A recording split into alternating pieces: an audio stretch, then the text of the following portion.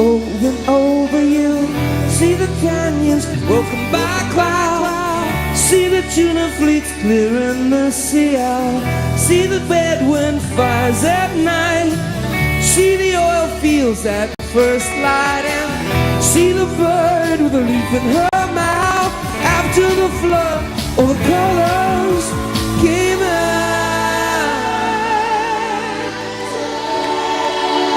It was a beautiful day. Don't let it get away. Beautiful day.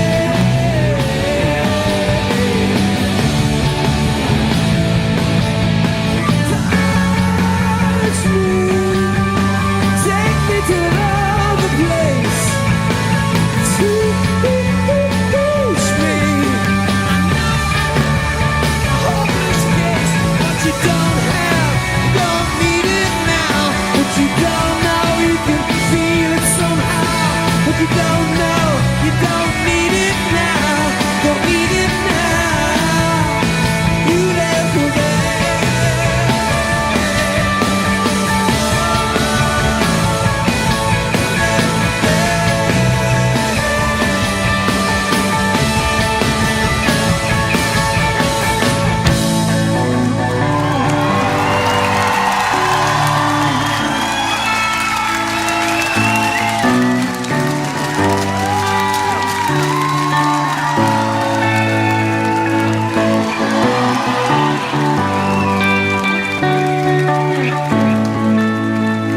Blackbird singing in the dead of night. Take these swollen eyes, learn to see.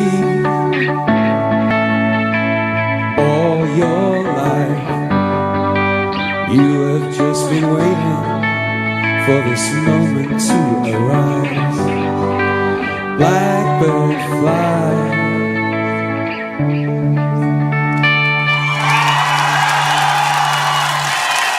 Man, the Bono hate is real in the troll room. So this is for everybody in the troll room to Bono. Go fuck yourself.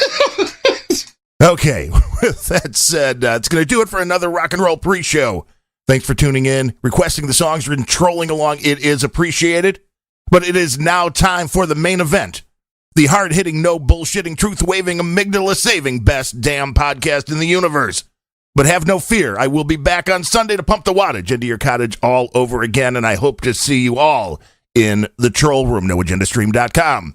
Until next time, I am Darren O'Neill, and these are my last few words. Take it away, Podfather. Hey everybody, this is your favorite neighborhood alien, Zindu. You're listening to the No Agenda Stream, the best stream on planet Earth. Hey, thank you very much, Darren. It's been a crazy day here so far. We've had lots of technical little, dare I say the word, glitches. Ladies and gentlemen, please rise for your Gitmo Nation National Anthem. Sing along, bitches. In the morning, Gitmo Nation, we are all charged up to be human resources and servants in all lands and all ships at sea. From the east to west, down under to the lowlands and beyond.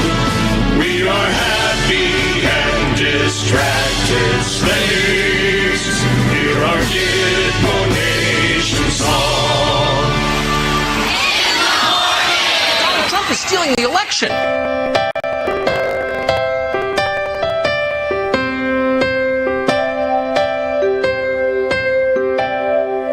Why does phlegm suddenly appear every time you are near? Just like me, you came to be COVID too. Why do bats fall down from the sky every time you walk by? Just like me, you came to be COVID too.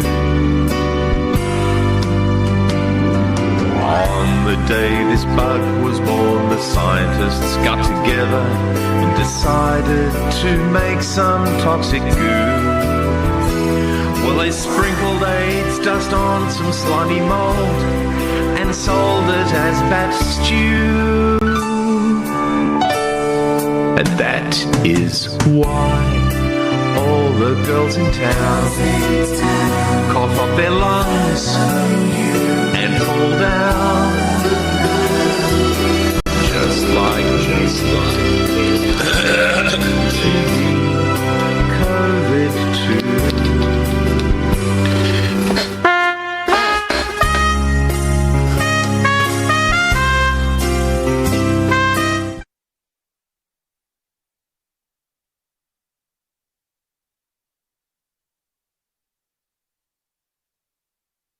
Hey.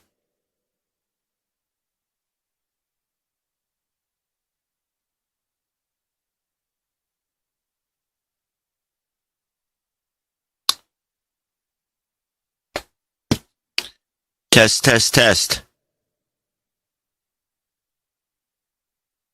Test, test, test. There we go.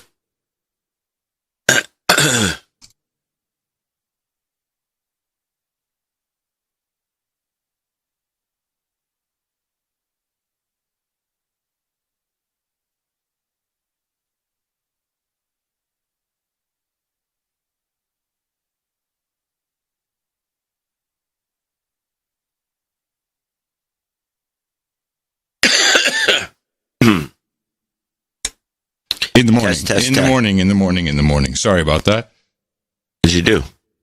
I was downstairs. I'm behind. I'm running late. I did not get your clips. I sent you a note. Oh.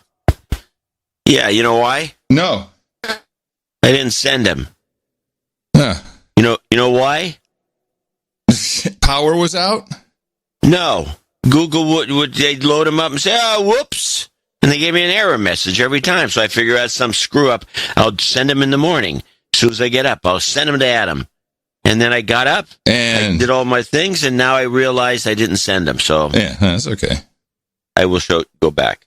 All right. Hopefully they get sent. Yes. I have no idea. Okay. In fact, you have no idea what a mess the whole clip thing was yesterday. It must be atmospheric because I had crashes, all kinds of shit this morning. I had a whole folder disappear for the first time in my life with any of these machines ever. A whole folder? Yes. Oh no. Yeah. And you'd clip stuff and it was all gone. Yeah. Ah, shit. Oh. It's the worst. Making more clips, but I still lost all those other clips because I erased the originals. It was a nightmare, and then they wouldn't load. Gotcha. Coincidence? I think not. All right, let's go do this.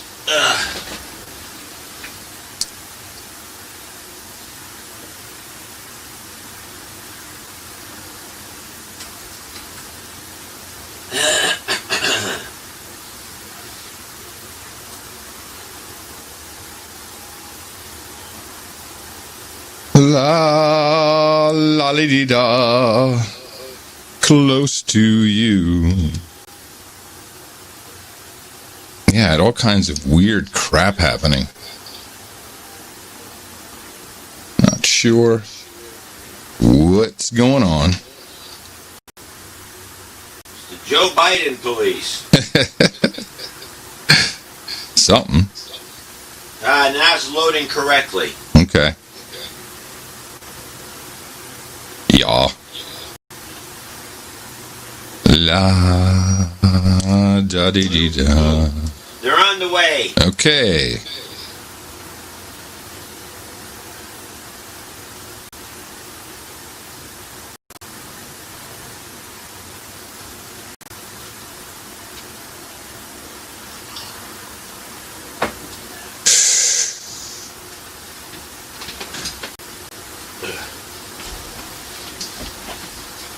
Yeah, there we go. So you had to redo all your clips? No, a lot of the clips I lost were good. So they're just gone for good? Yeah, they're all the international clips. Oh, shit.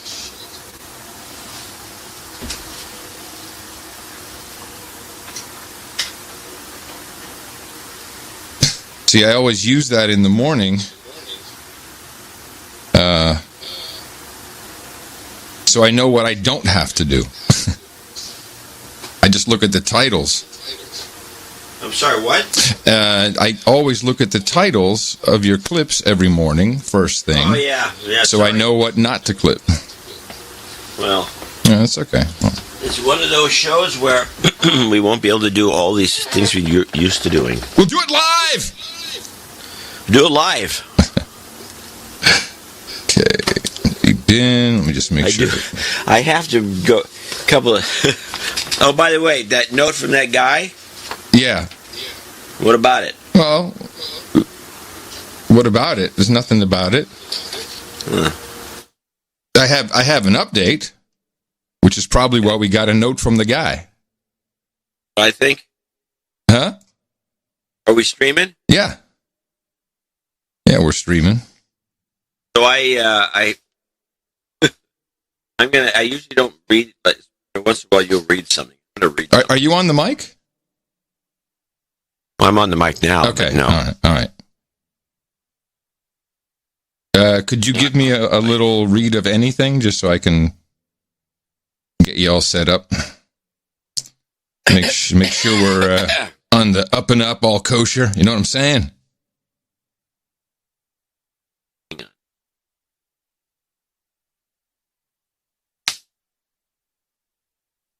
I watched Biden speak probably a half dozen times during the primary campaign and perhaps a half dozen times before. He has a definite tendency in his stump speeches hit the same 6 or 7 notes every time, but convention addresses are different. Every time, every word will be scripted. There should be no ad libs, freakouts at hecklers, etc. Guessing what an unscripted Joe Biden will do at any given moment is pretty interesting. Here's basically trying to guess what Biden and his handlers have decided to put on the teleprompter. Biden will be speaking sometime after 9 p.m. I will be live streaming with Katie Halper. Details to follow. And here's the drinking game that Matt Taibbi put together. Drink every time Biden says folks. Yeah, exactly. 2, Biden says the United States of America. Double shots for any multiple America construction. Example. The best America is an America where Americans believe in the American dream. All right. Okay. I think we are good to go. Fat lady! Fat bitch! Valkyrie! It's the Noah Agenda Show.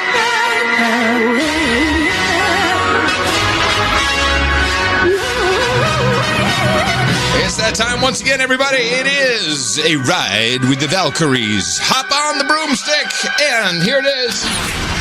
Your official Bat Signal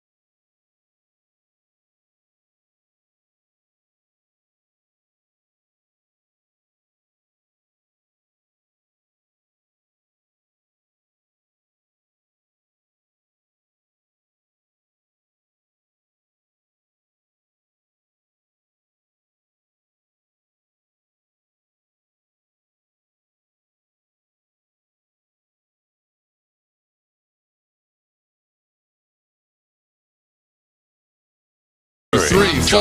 Okay. That's good. 1, 2, 3, 1, 2, 3, 1, 2, 3, 2. Let me see here.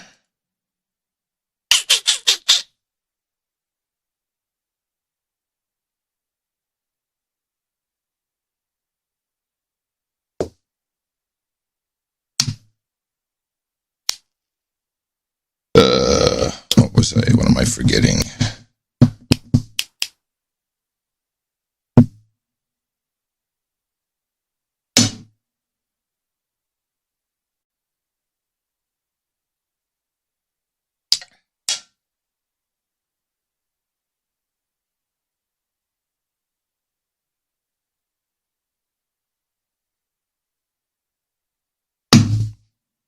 All right. Are you still with me? Yeah, I'm looking over the some gear.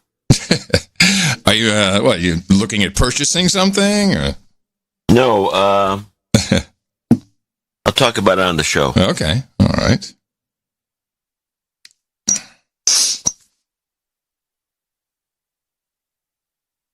Ollie Reich sent me a Pofung. A Pofung? Yeah, which is the competitor with the Baofeng. Oh, so is it the same stuff in a different jacket, basically, or is it something? No. Yes, I'm sure the gear inside is the same, but it's a bigger. Reich is a cop. Yeah. And this is looks more like a cop, something. It's cop sized. Do I know who you're talking about? Who this Reich is? Yeah, he's one of our donors. He's one of our guys. His name is Reich. He's the San Bruno police guy. Oh, yeah. Okay, I know him. You send us reports. Yes. Hold on. I'm just finishing one little bit here. 1, 2, 1, 2, 1, 2. 2, 3, 4. 1, 2, 1, 2. 2, 2, 2, 2. Check 2, 3. Is everything on here? 2, 1, 2, 1, 2, 1, 2, 1, 2, 3, 1, 2, 3, 1, 2, 3, check 2, 3, check 2, 3, 1, 2, 1, 2, 1, 2, 1, 2, check 2, 1, 2, 1, 2, 1, 2, 1, 2, 1, 2, 1, 2, 1, 2, 1, 2, 1, 2, 1, 2, 2, 2, 2, 1, 2, 1, 2, 1, 2, 1, 2, 1, 2, 1, 2, 1, 2, 3, 4, 5. 1, 2, 3, 4, 5, 6, 7. Testing 1, 2, 1, 2, 3. Okay. Something like that, I guess. 1, 2, 1, 2, 1, What's 2. Wrong? No, just adjusting. Just adjusting. Trying to get a little bit of high end out so I don't get as much feedback because my headphones are so damn loud. That's what I'm doing. Zephyr. 1, 2, 3, 4, 5, 6, 7, 8. Slow moving? No, it's moving along. Okay. Well, let's get this started. In fact, then it's dead on time. Dead on time. Let's get it started. Hit it. Adam Curry, John C. Dvorak. It's Thursday, August 20th, 2020. This is your award-winning Gitmo Nation Media Assassination episode 1270. This is No Agenda. Cocking the noodle gun and broadcasting live from Opportunity Zone 33 here in the frontier of Austin, Texas, capital of the Drone Star State. In the morning, everybody. I'm Adam Curry. And from northern Silicon Valley, we're having 8-car Zephyr. Things are under control. It went right on time and right at the right speed. I'm John C. Dvorak. It's Crackpot and Buzzkill in the morning. Woo! Whatever you did there was great. We did a Zephyr report and an opening all at the same time. That, my friends, is a professional. That's what's going on there. Okay, so economy stable. This is the official. Says who? Zephyr. That's what the Zephyr says. This is the Zephyr economic report. Yeah, the Zephyr's a leading indicator. Yo, thanks for reminding us of that. And we got breaking news in this morning. Breaking news, last minute news. Sure, because I've got some breaking news coming at us right now. It's breaking. Let me get this right. We've got. Are we ready to report that? Yeah, here we go. Okay. The breaking news is this. Former Trump advisor Steve Bannon has been arrested and charged with conspiracy to commit wire fraud in relation to support of the building the border wall.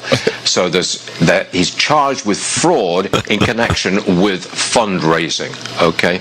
That's what we've got to report for you as of right now. Whoa. Oh, yeah. Did they actually lots of details there. Did they haul him away in cuffs? In cuffs? They give him the perp walk? I don't know.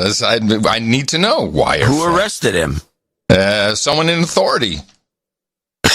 No idea. No idea. Top men. Yes, must be. So, question: how about the power out there where you are? I mean, we're seeing reports, but it's like I don't know. How bad is it? I don't know. Its power's on here. It's not going on at all. These reports you guys get from out of state seem very sketchy.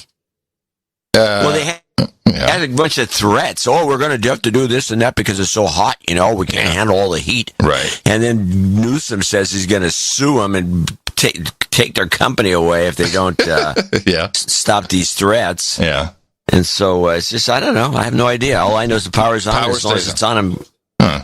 You know, that's so weird. I mean, I did get one email from a producer who said his power had been out for 3 hours and it was, like 90 degrees. And so somewhere it's happening. Somewhere in your well, they said they were going to do some rolling blackouts to keep you read the letter from the engineer the last show, I believe. Exactly. Yeah. Which might be worth rereading, but they said you're going to be cut off for a couple hours and then they're going to go roll to somebody else. So nobody's going to be left overnight. So their freezer doesn't, thaws all the meat out. Right. Well, I do have an update. Yes, they do have a map. They do have a map on the news that they show, and it shows little red dots where the power's been cut off. And it tends to be in San Jose area and scattered around. It's not. It's dubious. Well, got another state's falling apart. Okay, yes, I got another email from an engineer. So last time we heard from a GE engineer. Now we have an engineer from LADWP, which is the Los Angeles Department of Water and Power. And, something like that. And he says, I work in operations. California has barred us utilities from, quote, repowering. Repowering. That's like tearing down the old units, putting in new, efficient, fast units. An analogy would be California preventing you from junking your 1980s Datsun and buying a Camry. They only allowed you to buy a Model XP Sport Ultra, which only runs in the daytime. That means we can't get rid of our older, inefficient boiler generators, with better units, because we still need them to use in the summer months to peak load. The idea is to force us to buy and create more, here it is, renewable electricity. The joke of it all is that to meet reliability requirements, the more solar and wind we have online, the more traditional reliable units we must have. We know this because the minute it goes down, something else needs to kick in quickly to take up the slack. So if there's no wind, no sun. The other option to meet reliability is to buy energy on the energy market. Aha. Hello, Enron. Buffett is making a killing in Nevada selling California. Here it is. Buffett is making a killing in Nevada selling California energy capacity. Capacity is like an option contract. I buy the contract that says, if I can call on energy at any time, you have to deliver it to me. Those are the most lucrative energy deals, since 99% of the time the seller makes money and doesn't have to generate any energy. And in the 1% of the time that energy is called upon, it's sold at 2 times premium, if not more. What a scam. So you're buying from Nevada. How's that Nevada juice feel? Unbelievable. I need that letter, and I need the other letter. Put the other one aside. I'm going to post them on one of the websites. Okay. Anonymously, obviously. Well, I don't know. That's fine. You don't need to have a person attributed, because the facts are the facts. Yeah. Then I got another request from Colorado. From Sir Beach Bum, Adam and John, I wanted to let you know that today, Wednesday the 19th, in Colorado, it clouded up and rained sporadically. We have 3 major fires raging in the state. It has been dry and in the upper 90s for at least 2 weeks. It's forecast for more of the same for the foreseeable future. We really could use one more simultaneous single shake of the rain sticks. This is a desperate plea. How can we turn this down? I didn't do a shake. You have to just do the same thing you did before. Okay, because it rained a little bit. I will do 2 shakes just from me. We are very careful. There's a lot of things going on weather-wise. So here we go. And the second, that should hit it right on the back end. Okay, there you go. Business taken care of. Excellent. And where should we start? Do we still want to do a little COVID update before we get into undoubtedly some fun stuff from the past few weeks? Yes, because I don't know what fun stuff there is. I do have a Kaylee, I got some Trump, I got some other stuff. But yeah, take us to the COVID update. Okay, what do I have? There's a number of things. First, let me give you the rundown of what I'm hearing. Mm-hmm. First of all, Trump goes up and he says, everything's great, the numbers are going down, everything looks peachy, and it's the way it should be.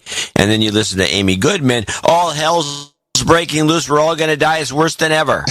Yeah, that sounds... So there's got to be a middle ground of actual facts. Sounds about right. Well, there's a lot going on, of course, with these numbers and the testing. Just to give you an idea...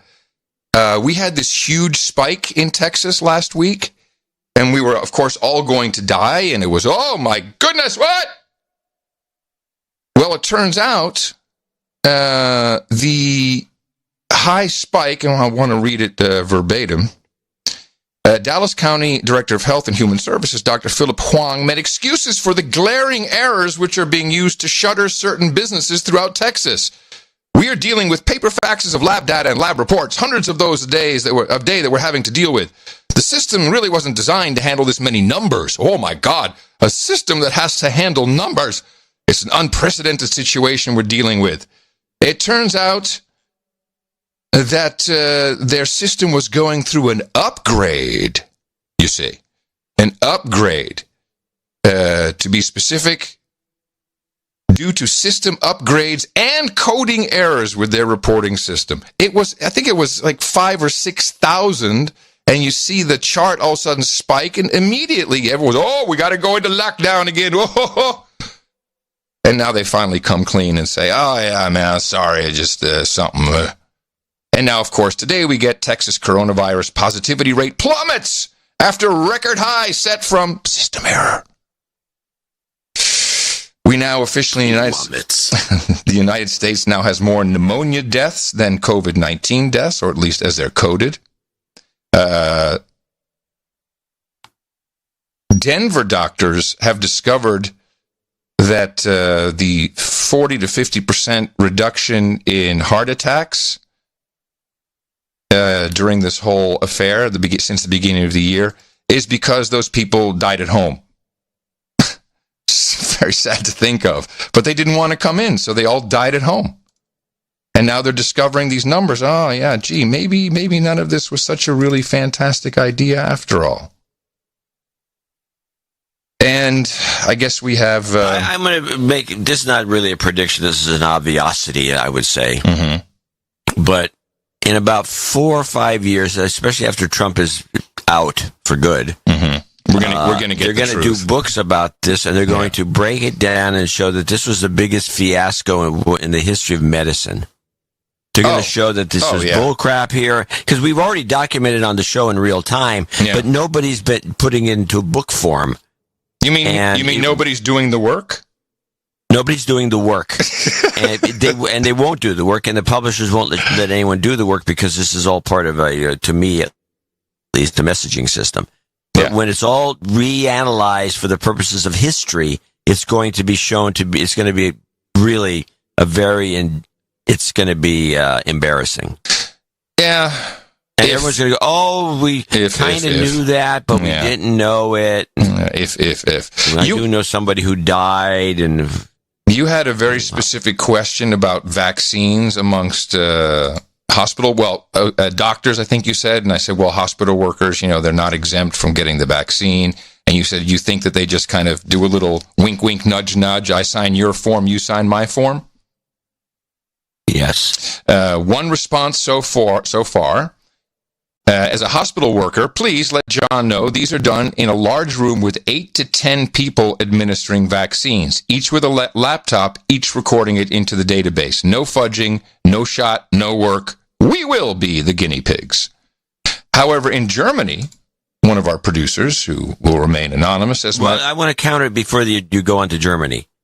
That's the one response we've got. How does that work, though, with people who are out in the sticks? I don't know. When there's, 2 doctors' offices in a small town. Right. Well, yeah, I think that would probably be easy to do. And then you take one of those doctors, and then he goes into the big city and he's got his papers. I think you also have a lot of doctors who really buy into it, John. It seems that way. Well, I'm sure there's plenty of buying those. into lots of stuff. So, but there's plenty of doctors that obviously don't buy into it. Those are the ones that are taken off YouTube. Correct. So in Germany, actually in many EU countries, it may actually be. I remember the Netherlands having it. They have what's called a vaccine passport. It's literally called a vaccine passport. It was there when I was living there, so it's not like something new. But it is kind of interesting at this point that the term passport is coming into vogue. The way it works is you have kind of like a cardboard report card. It folds out, and on the inside it has all these different entries. So you can put it, okay, this vaccine, that vaccine, that vaccine, that vaccine, whatever the kid needs throughout the kid's life and adult life. And as proof, next to each of those vaccines is a sticker from the bottle that the vaccine was administered from, as a proof of, basically a proof of purchase, proof of receipt that you've received this into your system. And one of our German producers says, my wife's a doctor in a neighboring country to Germany and caught another doctor taking the proof of vaccine stickers from common childhood vaccines, such as MMR, and bringing them into Germany. I think there's going to be maybe a little black market going on of vaccine stickers. That's one way of going. Yeah. And I can understand why. There's now a law mandating vaccines in German schools. If you actually, if you want to go, then you have to have the vaccine when it's available. When it's available is the big question. Fauci, on a podcast which I couldn't find quick enough to clip it, claims Russia's vaccine and its claim of efficacy is bogus. So I guess we need to get the Moderna guys moving a little bit faster. Got to rock and roll. And we have, before I get to the therapeutics, it's very clear where we're going to take it next. The news media has already been notified. In fact, in this supercut, which one of our producers put this supercut together, it's hard to do supercuts, actually. And so I tightened it up a little bit just to make it somewhat snappier. So he recorded all of these himself, and I think that's very cool. Except the actual topic, what we're looking forward to, is not so cool. Well, as the battle against COVID-19 continues, it's also time to get ready for flu season. And this year, there are concerns about a possible twindemic. They're calling it a potential twindemic. The coronavirus pandemic still going strong. At the same time, flu season is approaching. A new term you could be hearing more this fall. Twindemic. And she says the earlier we get our flu shots, the less likely we'll end up in a twindemic. The earlier you get that shot, the sooner you have immunity. This year, with the COVID-19 pandemic expected to coincide with flu season, doctors say the concern over a possible twindemic underscores the need for people to get the flu vaccine. Do you know the term twindemic?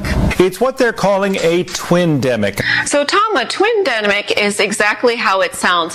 I want to ask you more, but is twindemic a new word? Did we just make this up, or have we experienced or used the term twindemic in the past? As far as I know, I think it's made up, so it's specially coined for what we're going through. But it's coined, I think, based on the Latin for where the pandemic comes from. So, what? Yeah, what? Yeah, that was interesting. I left that in there for us to discuss. What does she mean? Does that mean, because the Latin for twin, I guess, is Gemini or something?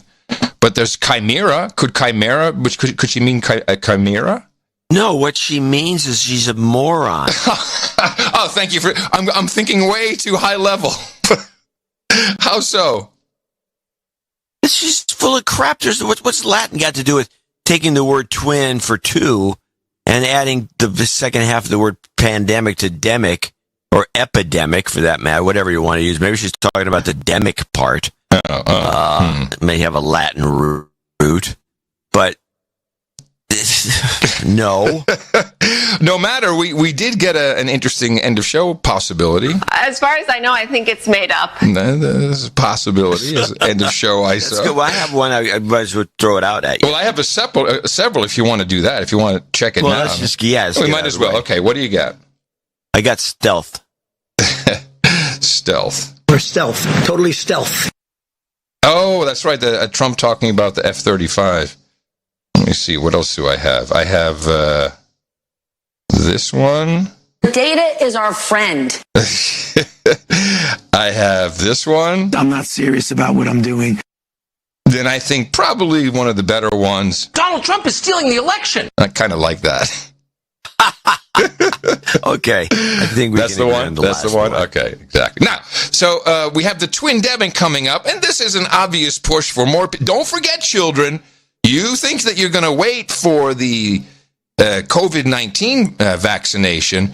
Ho, we have a bottom line. We have shareholders. We need you to still go out and get your flu shot. Supply is said to be very healthy this year. In fact, many companies have been ramping up their production. There could be as many as 15% more supply. Millions of more doses that have been produced by the vaccine drug developers just to meet the demand that is expected. Doctors and pharmacies are expecting higher demand, and vaccine makers are increasing production, some up to 15%. So we do expect there should be sufficient supply. One more reason to get your flu shot early, Dr. Wheeler said, is to avoid the crowds. It is one thing you cannot do remotely, so why not get it done early and avoid the lines? Not only are flu shots already available at many pharmacies, some like CVS are letting you do all the paperwork online. So you just show up with your mask on, get your shot, and help prevent another airborne virus from taking hold. The vaccine will be coming available within the next few weeks, and places like Lewis Drug and Hy-Vee pharmacies are even offering drive-up flu shots. Go get your shots, kids. We got a quarter to make. We can't have. I'm sure they saw this. And there's not saying one thing about the fact that if we're all going to walk around with these masks all the time, the flu season should be very mild. Well, the masks will do anything. They're going to keep you from getting the flu. Here's how I'm tying the two together. They launched the made-up word twindemic. It's not a medical term. That was admitted. So they launched that. They say literally you'll probably be here. But stop. Who's they? Quote unquote. The news people you just heard in that clip. That's they. Then the second thing is, I'd like to know the genesis of this someone person. You interrupted me as I was about to tell you. You have it. Okay. I know. It's so obvious. Again, if you listen to the clip, you hear them say, oh, you're going to hear, this is a new word. Oh, boy, this is a word. Gee, these were all local stations. Start to ring any bells? This is a buy. This is a media buy. They made up the word twindemic because they need to sell the current vaccine. Twindemic. You got to get both. One's not good enough. But fine, you can say this, and I agree that somebody did this, but it's not just a generalized they. No. It's a person. It's a one pharma company. Yeah, well, I don't know which one pharma PR company. Guy with a lot of good ideas. Yes, exactly. This is just like let's find out who it is. Well, who makes the flu vaccine? There's a couple of them, aren't there? Well, that's a good question since we've dropped the ball on the flu vaccine. Oh, let me see. Sanofi. It's got to be one of them. It's got to be one of their PR agents. Here's what I think is going about this sort of thing, this twindemic phrase. Somebody is itching. Because I know these guys. Somebody is itching to be found out and take credit for this term. Okay, maybe Fauci will, and I haven't heard those guys say it. So this is not a medical term. He's not creative. He can't even say brolf. But he is the man that says you got to go out and you've got to get your flu vaccine. This is an industry issue. I'm sure they're flipping out about it. I'm going to make it over the next 3 months. Mm-hmm. I'll give myself 3 months. I can't give myself longer. All right. To find out the exact person who came up with this bull crap. Good to be here, bro. Okay. Well, they're doing it. Here's what they're doing. Massachusetts. A flu shot will be required for all students in Massachusetts. The Department of Public Health just announcing this, that all children from the age of 6 months to those enrolled in college must receive an influenza vaccine by December 31st in order to attend school in January. Exemptions apply to students with medical or religious reasons and those who are homeschooled, and higher education students who are completely off campus. State health officials say this new requirement is an important step to reduce flu-related illnesses and the overall impact of respiratory illness during the COVID-19 pandemic. Never let a crisis go to waste. Let's push it. This is a dream. This is a dream. Did she say that? I mean, I'd almost want to hear that whole thing again, because I think she said that this includes students who are not on campus and they're out in the sticks someplace. Yeah. Remote. What do they need a shot for? In order to attend school in January.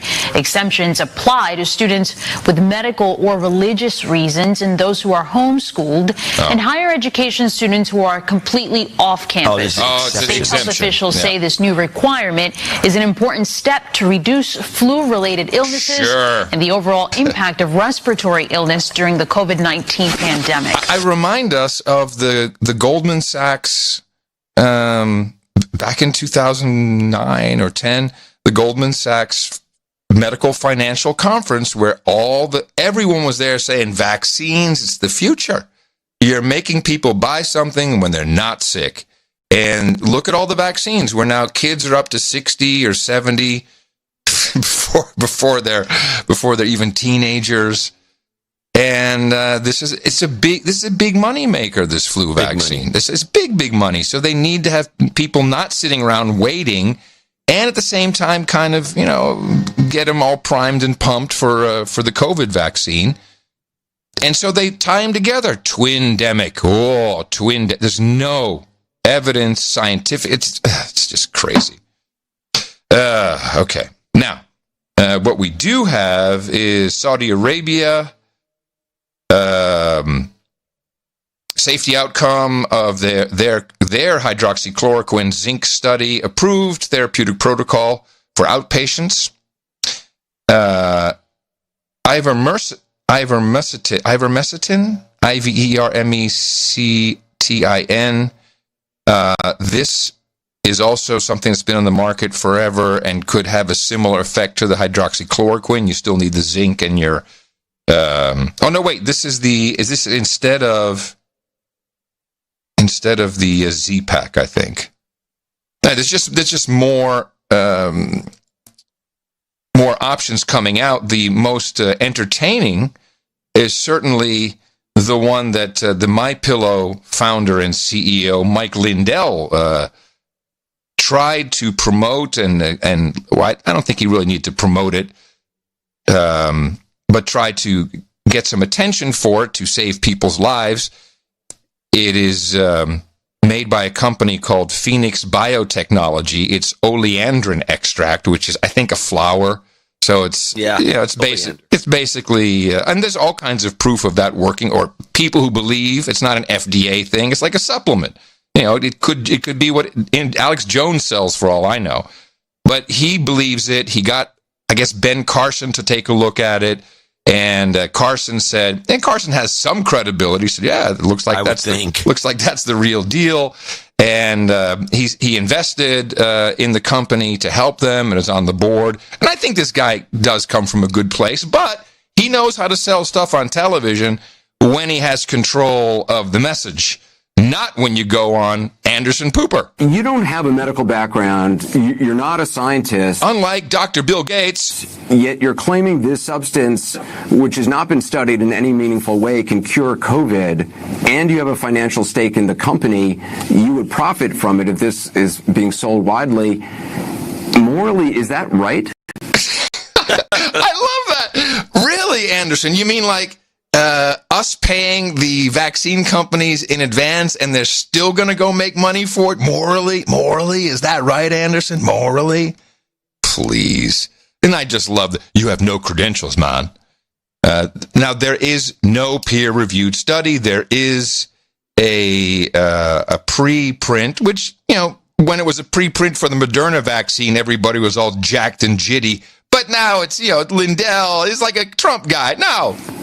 Well, I was contacted on Easter Sunday after, that I've told the whole country to pray for the answer for this pandemic. And it's a great administration has had me, anything I hear out there about whether it be good sanitizers or cures or anything, to bring it back to the task force. So this guy called me on Easter Sunday and said he had an answer to the virus. And I reached out to my friend, Secretary Carson, who's on the task force, and he's a doctor, and he looked into it all, got everything from the company, and he said this is the real deal. It's been tested by over 1,000 people to be safe. Medical tests. Wait a minute, sir. Wait a minute. Stop. There's no public peer-reviewed studies about this. There's no. Yeah, there is. There's no human trials that have been published anywhere. Yeah, there's safety tests that was done in 2016 for over 1,000 people that it's safe to take. And if it's safe to take, that's when I started taking. Where is this study? The only study or report out is one report from the University of Texas. That was a preprint study, and that was only involving cells in a test tube. No, there's been human studies, absolutely human studies, and it's been tested for phase 1, phase 2. Where are these human studies? Why aren't they public? Don't you love this? This is so nuts. Why aren't they publicly reviewed out there? Why aren't they been peer reviewed? Well, the 1,000 people are out there. I don't know if you can't find it. I'm not a medical doctor. I just know that Ben Carson, who's on the task force, he brought it to the president, going, Ben Carson has in the past, been paid to promote supplements and got in trouble for it back in 2015. So he has a track record on that. You are telling people that this cures COVID. You have no studies to prove it, and you're saying 1,000 people were tested. I got my own study. When I seen the test of 1,000 people that it was safe, that's all I needed. Sir, if you've seen this test, where is it? I've been taking it since April. Where is it? If you've seen this test, where is it? To my friends and family, this thing works. It's the miracle of all time. Sir, you said you've seen this test. Where is it? So poor Mike, and what was he thinking? It just makes no sense. Well, I know what he was thinking. He's very self-confident, self-made billionaire for all I know. Right. And he was from pillows and sales pitches. And he's not a no agenda listener. He's naive. And he went on there thinking they're going to help him promote this good for mankind, herb. What a fool. And got the rug pulled out from under him because he wasn't thinking. He had no knowledge to know better. He needs to just... I feel sorry for guys who would get ambushed by the media. Yeah, well, I thought he would have a little more savvy than to let himself get ambushed like that. But it's futile. No. It's futile. It's futile. Because... That's totally futile. This is... futile. Yes. Australia has made, and New Zealand, they've made this leapfrog over a whole bunch of stuff we've already been through, and they're going straight to where it counts. There will be strong, I suspect the majority of Australians will get vaccinated, and there will be a strong public view that those who choose not to get vaccinated need to, there needs to be some sort of incentive stick, perhaps, through the current programs, including No Jab, No Pay, to make that happen. So I think that is a very reasonable interpretation of what the PM had to say today. Again, looking at specific things like not being able to go into restaurants, not being able to travel internationally. You're screwed. They got the incentive stick. Yeah. The incentive you get a little stick. Tattoo. You get a tattoo with a number on your forearm. And don't you dare think. The number will be your vaccination number. Don't you dare think, you slaves of the prison colony. Don't you think you can get away with it? The feds are everywhere. Police are preparing to launch their aerial arsenal as part of a crackdown on COVID rule breakers. High-powered drones will be used to find people not wearing masks and cars too far from home. Over the next week, Victoria Police will dispatch drones. They'll be keeping a watch on St Kilda and Port Melbourne Beach, making sure skate parks and playgrounds remain empty, and for those who head to the park, a mask is a must, or at least a face covering. Police have also been using drones to guard the New South Wales border. There's no escaping this high-powered aerial arsenal. It can be flown for 7 kilometres. The camera is infrared, and it's so clear it can read a vehicle's number plate from 500 metres away. It doesn't really bother me. I'm doing the right thing, so I've got nothing to hide. I have nothing to hide. I'm a rule follower. Don't worry about me. And of course, these drones are manufactured in China. Ha, ha, ha, ha. They're also sending some data back home. About rule followers. All this bull crap about the schools. And we know a couple of teachers here. And they always, there's no plan. That's what I keep hearing. There's no plan. We don't have a plan. They expect some plan to come down and be created for the individual school. Well, open the school, have a class. This is what I'm realizing. That sadly, many teachers today don't have the skills or the creativity to come up with a plan. They are rule followers. Okay, got my curriculum, got my Google Classroom, got my Chromebooks. Here's what I do. I follow, and it's been forced that way through initiatives such as Common Core, but also Common Tard. And they don't have the capacity to there's no entrepreneurial spirit by these people. I just don't think they have it. It's not what they do anymore. They don't think, there's no box to think out of. They're just in it, sitting in it all the time. Tell us what to do. We need the plan. And the plan needs to come from the administrators. The administrators, like, I don't know, a governor, you got a plan? Yeah, that's what they keep blaming Trump for. Yeah, but it's not his business. Every school is different. It's what happened to initiative? Yeah. Well, I don't think they it's like kids too. There's no more initiative. Follow the rules. In particular. Yeah. Well, I had some good conversation with the millennials. I have a front seat to some stuff, which is fantastic. But these kids, they come out of school, whether they go to college or not, but the college are the worst. And, it's like, hey, college degree, here's your $35,000 a year job. So they're disillusioned. They've got debt. They hate the system because they don't know how to get in it. They don't know how to do anything with the system. It's not easy to get into politics, and it's so corrupt. There's so much money flying around, and that's just the capitalist system. Somehow they believe something else will be better, so they're just saying, you know what, I'll give in. But the only way that kids today can participate in the political process is through celebrities on social media. They see this, the whole DNC. I saw lots of celebrities. Clearly, they must be influencing something. That's my way. That's the way to be something in this world, is be like them. Well, that would account for the Instagram celebrities. Exactly. It's just a fractal of the what we would call, at least us old fogies, would call real celebrities. Yes, us old fogies. I have 3 other things I learned from the millennials. I'm going to do a little rundown every couple of weeks. I sit with them. Okay, so I've got one. The number one song in the country, number one video anywhere is, and maybe number one in many countries, is Cardi B. Which I sent you the clip so you could take a look at it. Yeah, it's gross. Yeah. But the millennials... I mean, it's this... I would say it comes as close to being satanical and disgusting as anything I've ever seen it that's actually not taken down.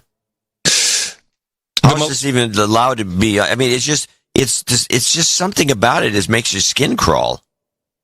Well, the lyrics are quite interesting. If you eat my ass, you're a bottom feeder. I mean, there's a lot of weird stuff in there. But the millennials, 2 female millennials, said to me, what's the difference between this and the crap we've been hearing from male rappers for 20 years? Then I had no answer to that because it's just as bad. Just as bad.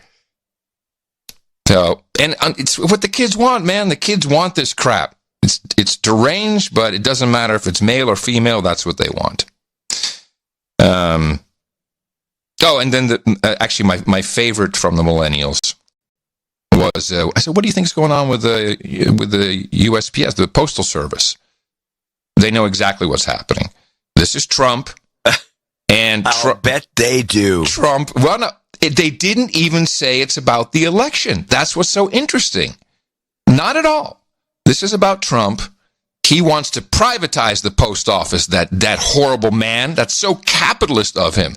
And they have a plan to help save the post office, and they said it in unison, buy stamps.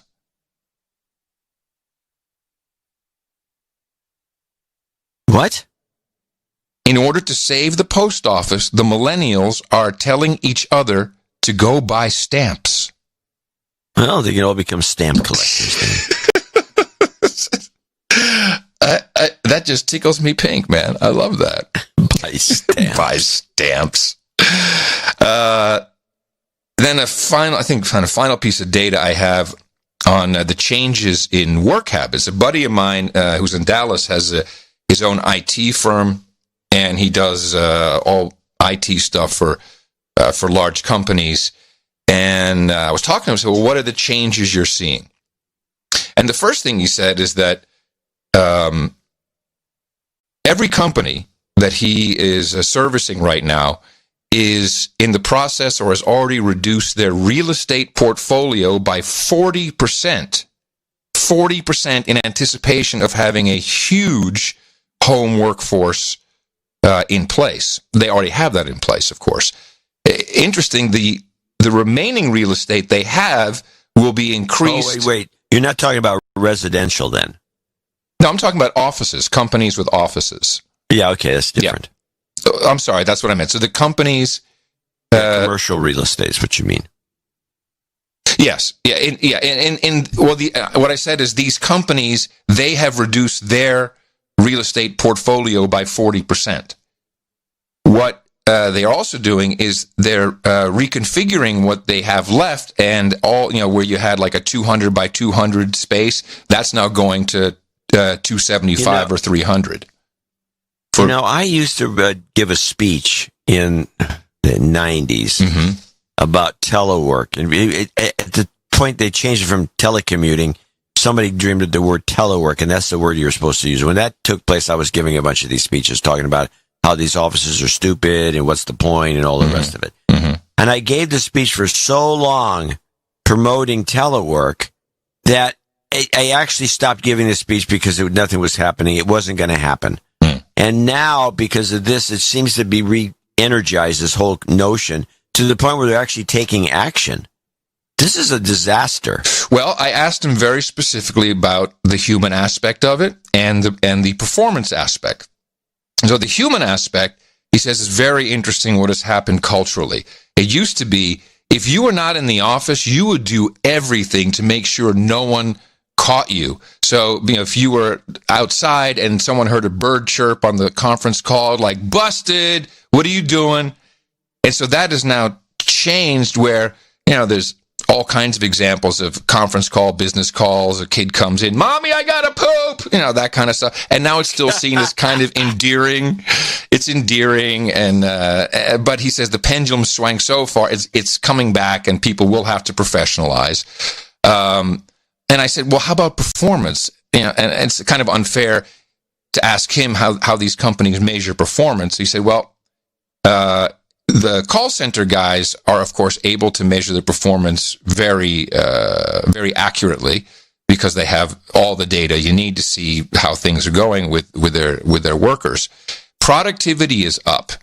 It's up on call centers, and he says the feeling he gets from all his clients in general, productivity is up. And I said, why? His answer was somewhat surprising.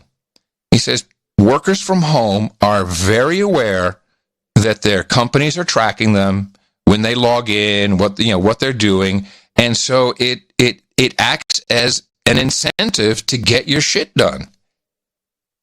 thought that was fascinating because it's just another version of the, I know Facebook is tracking me, but look at all the great stuff I get for free. It's okay. So people are kind of negotiating that a little bit, and it's in their heads.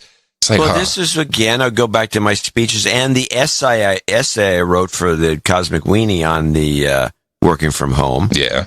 When people, and I think this is a problem that's not being discussed and should be discussed. When you first start working from home, you're always more productive because you don't know how to work from home. It's just you're incompetent. Sure. And so you actually work a little harder. You're a little more paranoid about, not having this opportunity last very long and all these things. And so the productivity always goes up. Yeah. And then after a while, we don't know what happens because this hasn't been kept as a long-term experiment, except for people who are in the field all the time and are used to working from home, and they know how they should pace themselves. It's a pacing problem more than anything, it seems to me. So I've always felt working from home is a way to improve productivity in almost any company. Well, life is... So it's not a surprise. No, but things are going to change really drastically, I think. Yeah, well, it's not... Something about it is... I've kind of changed my mind about the idea. I think the people used to harp on, well, there's a teamwork aspect. You work with a bunch of people and you have to work together. And most businesses, it's like a team, and you can't be a team if nobody ever sees each other. Right. Well, interesting you say that, because the number one integration he's doing these days is literally Microsoft Teams. He says, and those guys, they are just flooding the market. They're throwing everything in the kitchen sink in there just to have market share. They can't, he says, anyone who's using Slack, all the startups, he said, the startups I have, they're using different pieces. They plug it together. You can't get them off Slack. It's religion. But he says, Microsoft Teams, they are just flooding the zone and giving away great deals for corporations. And they will probably win some version of whatever Zoom, I think, is probably not a long-term stock play, I guess, unless you're short. I don't think that's going to go so well. Well, yeah. I like the idea that you throw a sports term in, because I heard this term has been thrown around. I've been hearing it a lot. What term did I use? And I want you to explain it, because you used it. Okay. And not that I'm calling you out or anything. No. But when you said flooding the zone, what does that mean? Oh, interesting. I think it comes from basketball. I have no idea. No. Okay, I have no idea. Where does it come from? It's a football term. It is a football term? Okay. When you have a zone defense and you have some area that you want to over protect, you flood the zone with extra players. Gotcha. But people have been saying this constantly on TV and elsewhere, flooding the zone. Interesting. And every time I hear it, I'm thinking, I wonder if this guy even has a clue why he's saying that. Well, I can give you a little fun rundown of noodle gun changes made to the... see, what is this? This has to be... Now I'm trying to think which sport is this? I guess it's maybe it's just for the electronic sports. So they're changing terms like auction or draft. So the draft, that term will now be changed to salary cap. The price of a player will be changed to salary because, of course, you can't put a price on a black man's head. Wait, go back to that. What would you start over? Okay, so I'm not sure if these are across the board in sports or someone sent it to me, so I don't know. I just got it this morning. And it's about changes to vocabulary in the sporting world. So the changes that have been changed are being proposed to be changed, and I don't know which sport it is. I don't know shit about it, but I have this list. So the old term where you talk about drafting a player, draft is no longer going to be used. It will be salary cap. Price of No, it won't. I'm just telling you what it says. But no, those two terms are completely discrepant. That's the problem. Price? The salary cap refers to the overall budget that a team is allotted by the league, generally speaking, by rule. It's got nothing to do with it. Maybe I'm misreading that one. But maybe auction Because they have draft in parentheses. Auction, could that be turned into a salary cap? I have no idea. I have no idea. This is nuts. We live in a crazy age. Let's move on. Price. I think some guy's Buffalo. It's from Yahoo News. Price becomes salary. Owner or ownership becomes manager. Owned becomes rostered. Cost becomes average salary. The winning bid you won, this is all for draft stuff, becomes signed. The bid, it becomes you see, it's taking away all these slave-like terms that sick people put together in their head. Well, these people need to get a therapist. Well, you're going to be watching it on TV, so it's coming, no matter what you want. It's all coming. Everything's changing. Then I wanted to just, before we get into some other fun stuff, I wanted to close the door on the Shadowgate for our producers, mainly because it's the most emailed link to me.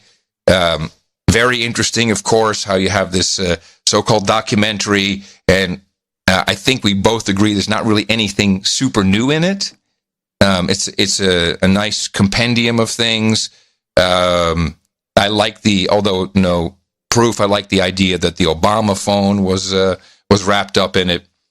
And I have to make a comment we didn't make, and I hate to do it because I don't want to be a sexist. But Millennial Millie, or whatever she calls herself, is incredibly photogenic. She is.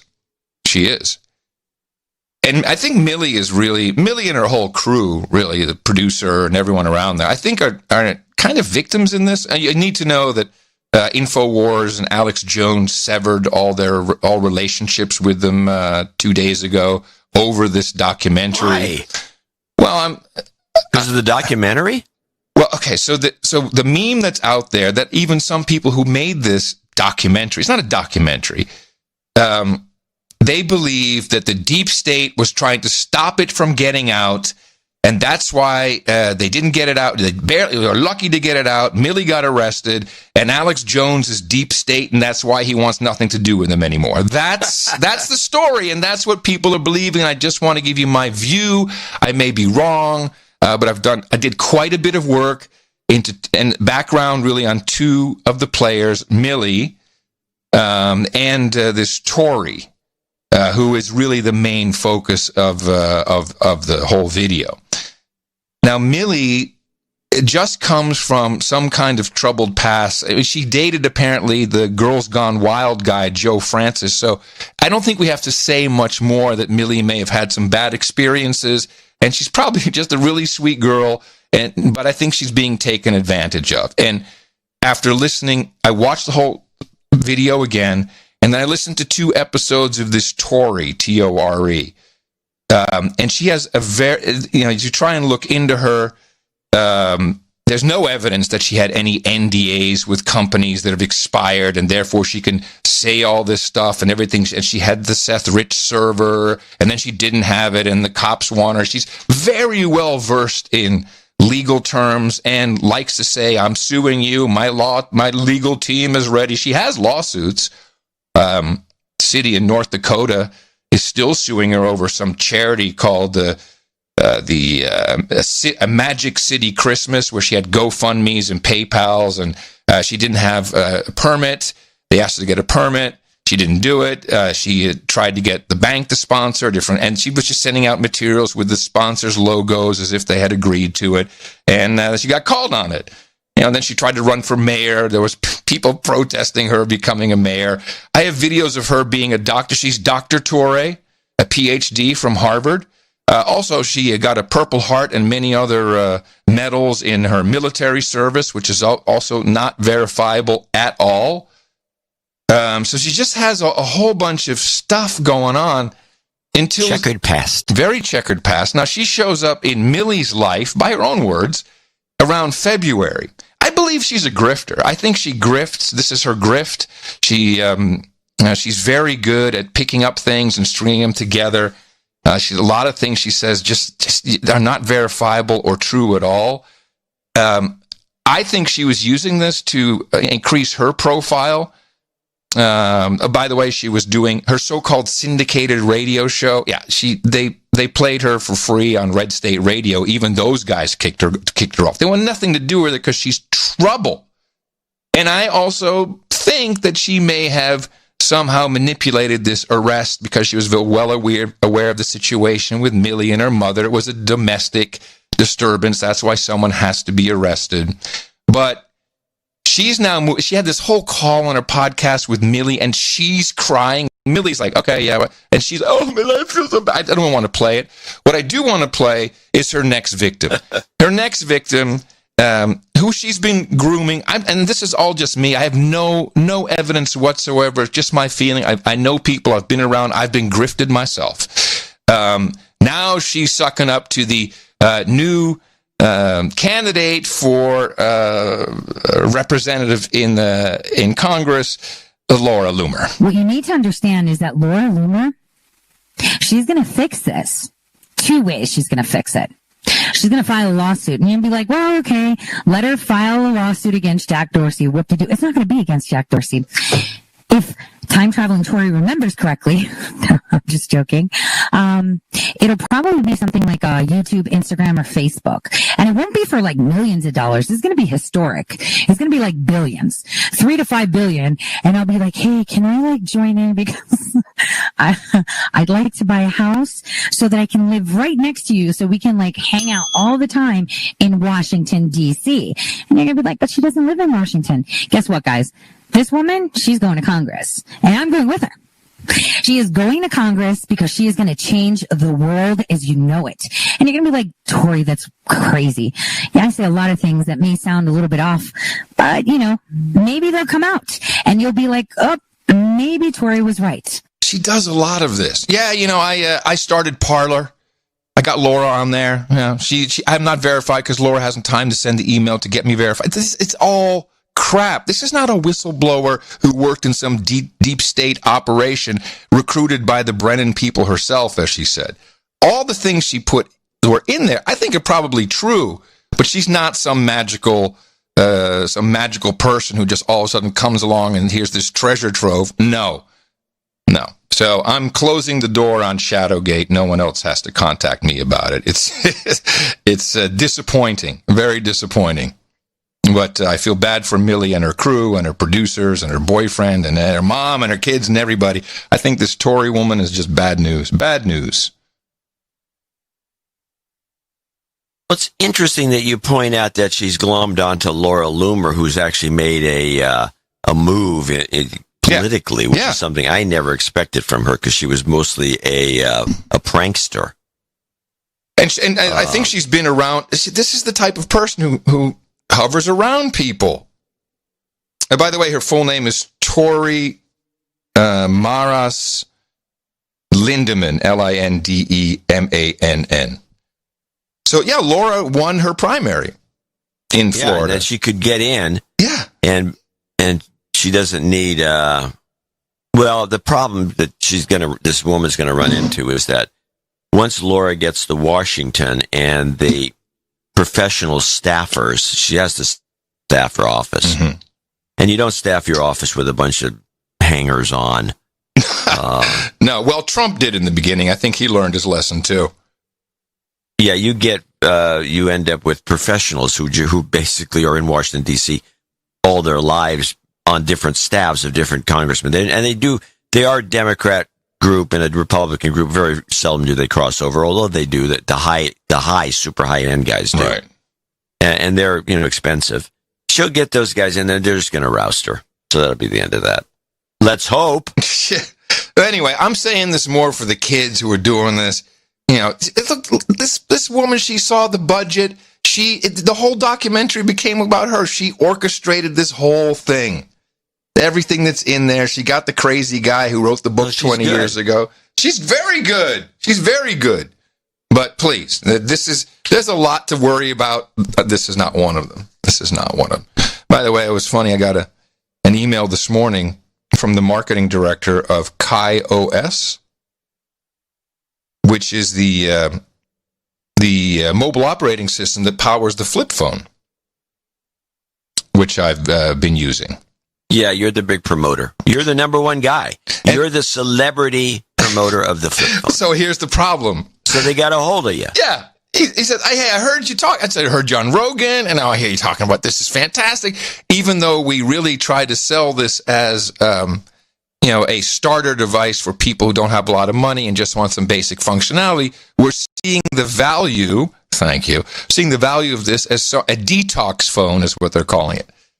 And I was like, yeah, I think I've probably sold about 100 of them through the show. I think lots of people went out and bought one when I started talking about it. And here comes the downside of our model. He's like, well, we could hire you as an ambassador. I'm like, no, you can't. You can't. So why not? It's because then I'm not credible with any other product.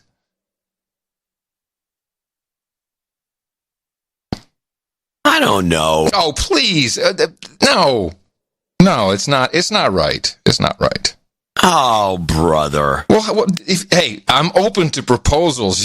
If you have some hybrid kind of way, I don't know. It just feels kind of weird. I'm going to have to talk about the phone on the show and be getting paid for it. That's the problem. No. You talked about the phone on the show. When you talk about that, you don't go on and on. You already made your point about the phone. I don't think you're going to need to talk about the phone on the show. But if you wanted to be an ambassador, which would be outside the show, yeah. Or I could, I don't see a problem or how about personally. This? How about this? I could just say, hey, I don't know, man. We got producers from all over the place. If you want to send a donation to the show, you know what to do. That's the other way of doing it. I don't think that's that's his idea. No, of course it's not his idea. I mean, I'm game for that. Yeah, sure, because then I get half of your ambassadorship income, which is fine with me. But you have to wear the sash. I'm thinking, as a couple of things. One, for your profile, it's not a bad idea to be out there as holding a phone in a TV ad, or doing something promoting the idea. Here's the way I would look at it. Ah, here we go. Yes, we're on. Fine, it comes to me as I go. Yeah, I know. You're a genius. You're a huge, massive advocate of the off-the-grid lifestyle. I am. What better way than to get paid to do this to a larger audience that is completely outside the show? These are people mostly that will not listen to No Agenda, and you might actually drag a few customers into the No Agenda family in the process. It would be a win-win. Win-win. Mm-hmm. No one's going to give a crap. And this nonsense about, this idea that you're going to not be able to promote anything. Did I sound like that? That's what your psyche sounded like. It's like, I won't be able to promote. No one will trust me anymore. It's nonsense. I didn't say this that. Is the argument. I'll give you this. First of all, stop. I did not say no one will trust me. That's not what I said. But that's what you received. You said something along those lines. Mm-hmm. Okay. Now I'm waiting. Here's an example of the way I always approach this sort of thing. In the United States, if you work for a publication and you want to, and some company like Samsung, for example, wants to take you on a junket, literally a junket to Korea to look at one of their fabs. Mm-hmm. You're supposed to go through channels, and you're supposed to the newspaper. You can't let them pay for anything, and this is all part of the New York Times ethics listings of things you can do and you can't do. And but in Europe, and I found this out during a junket in Europe. I talked to all the guys that were at PC Mag UK and other journalists and all these different magazines. I know a lot of them in Europe, Brits mostly. Oh, that's crazy! Why should your company be paying to send you all the way to Korea to look at their factory? They should be sending you themselves because it doesn't make any sense otherwise. You're just wasting money to go look at somebody's factory and then you're supposed to write about it one way or the other. It doesn't make any sense. And that's the European approach to this same exact dilemma. The United States approach is because the New York Times says it's bad. And the New York Times can say that because they have a huge budget and they send people all over the place. And little newspapers and magazines can't afford to, but they feel obliged not to because they can't afford it. And they don't let the companies send them. Well, I used to always take these things up and I'd make a big stink about, no, you're not paying to send me. Samsung's paying to send me because I'm not getting it. Why should you waste your money sending me to Korea? So Samsung sends me. I go over there and I write a scathing review. some article because I'm irked about the whole thing anyway.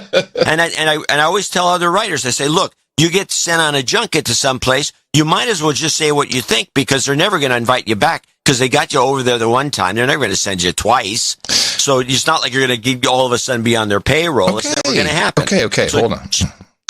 I'm with you. So my point, you know what my point is? My point is that you can still be honest and take this ambassadorship. Okay. I wish we had had this conversation years ago when I was offered the ambassadorship for the Microsoft Zune.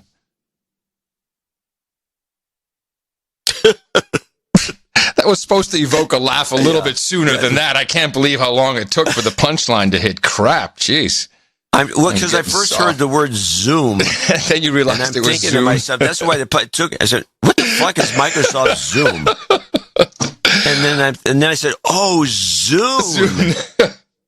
All right. I'll keep the dialogue open. I will report back. We'll see what happens. Should be interesting. Hey, free phones for everybody. Put money in your pocket. I know. It's like I'm so against money. Woo! All right. I think that's about all I have for the important updates, but we have a lot more to talk about. And I figure we should talk the press conferences, or can I do at least a Kaylee? Yeah, you can do. You're on. You're up, baby. Flood the zone, JCD. I'm going to flood the zone. All right. There was a couple of Kaylee gave a press conference followed by a Trump press conference, and I thought that was peculiar. And so she comes out, and Kaylee comes out like in the morning, and then Trump comes out in the afternoon. Same press room, same people. I only have two Kaylee because one is the opening attack she has. She comes on like gangbusters. Nobody asks her a thing about what she says, by the way. They go on and on about these idiosyncrasies about Trump said this or Trump said that. What did he mean? So, but let's listen to her opening. This is Kaylee opening. Hello, everyone. Where is Nancy Pelosi? The House is in recess. House and Senate Democrats left town after failing to compromise and make a deal to provide relief to the American people.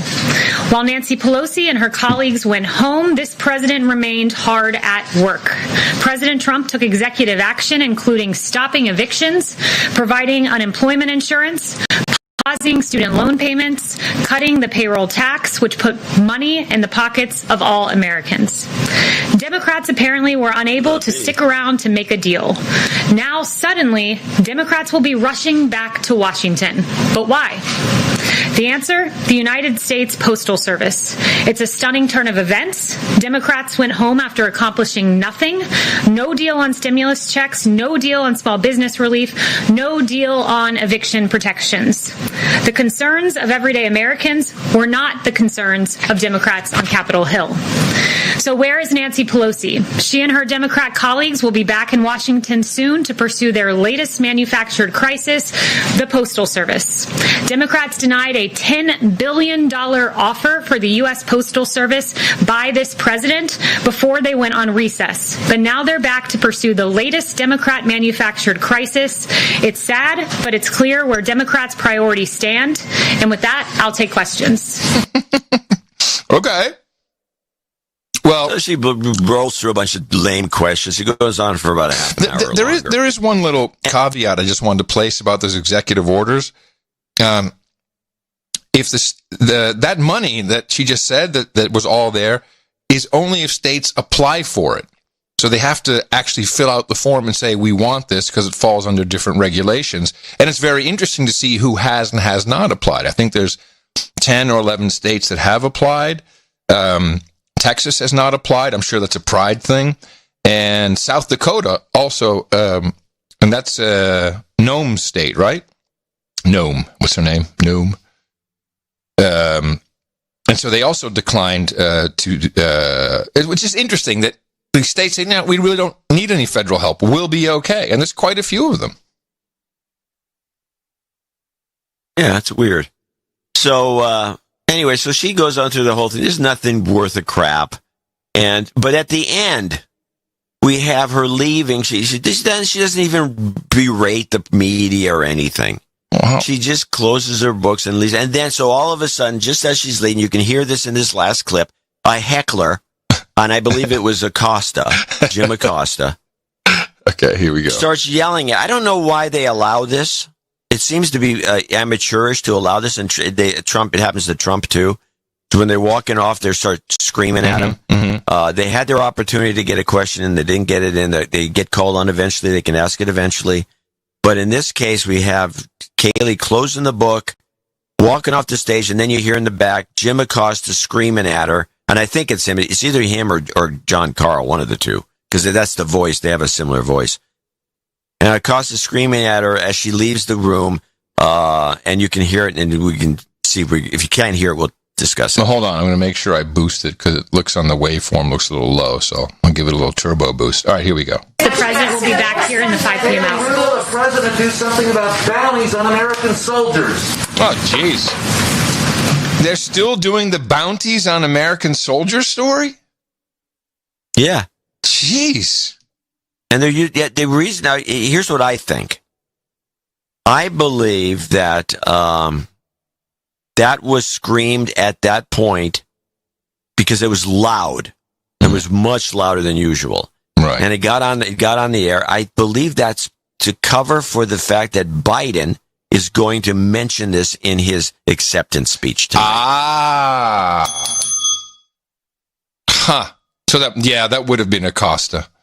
Those guys would know. Would know. So they're priming the pump. Yeah. Well, they also primed the pump with Trump with another question, but this was fantastic. I know exactly what QAnon has to be QAnon. Oh no, I got that too. But let's go. But I want to play the Trump leaving the stage. Oh, okay. Trump kind of pulled a Kayleigh here. This is the end of the Trump. Then we'll go to QAnon because I just want to hook these two hecklers together. Okay. This is Trump presser. Trump slams Obama. Slams? Oh, no. Whoa, you got butt slam. He butt slammed Obama, and then as he leaves, there's another heckler, and the heckler's also, I think, is either Acosta or one of the other guys, and it will be another point that Biden's going to make in the speech. The virus came in, the greatest economy in the history of the world, and now we're doing it again. I'm going to have to do it a second time. We're doing it again. Hard to believe. We're doing very well. You heard the numbers. They're way, way down on the virus. But when you look at the kind of numbers that we're producing on the stock markets, we're almost at the level. In fact, NASDAQ and S&P are higher than they were at their highest point prior to the China virus coming and the plague coming in.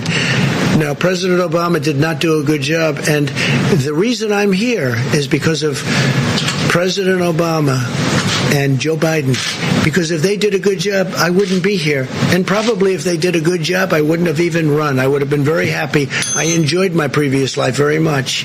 But they did such a bad job that I stand before you as president. Thank you all very much. Thank you.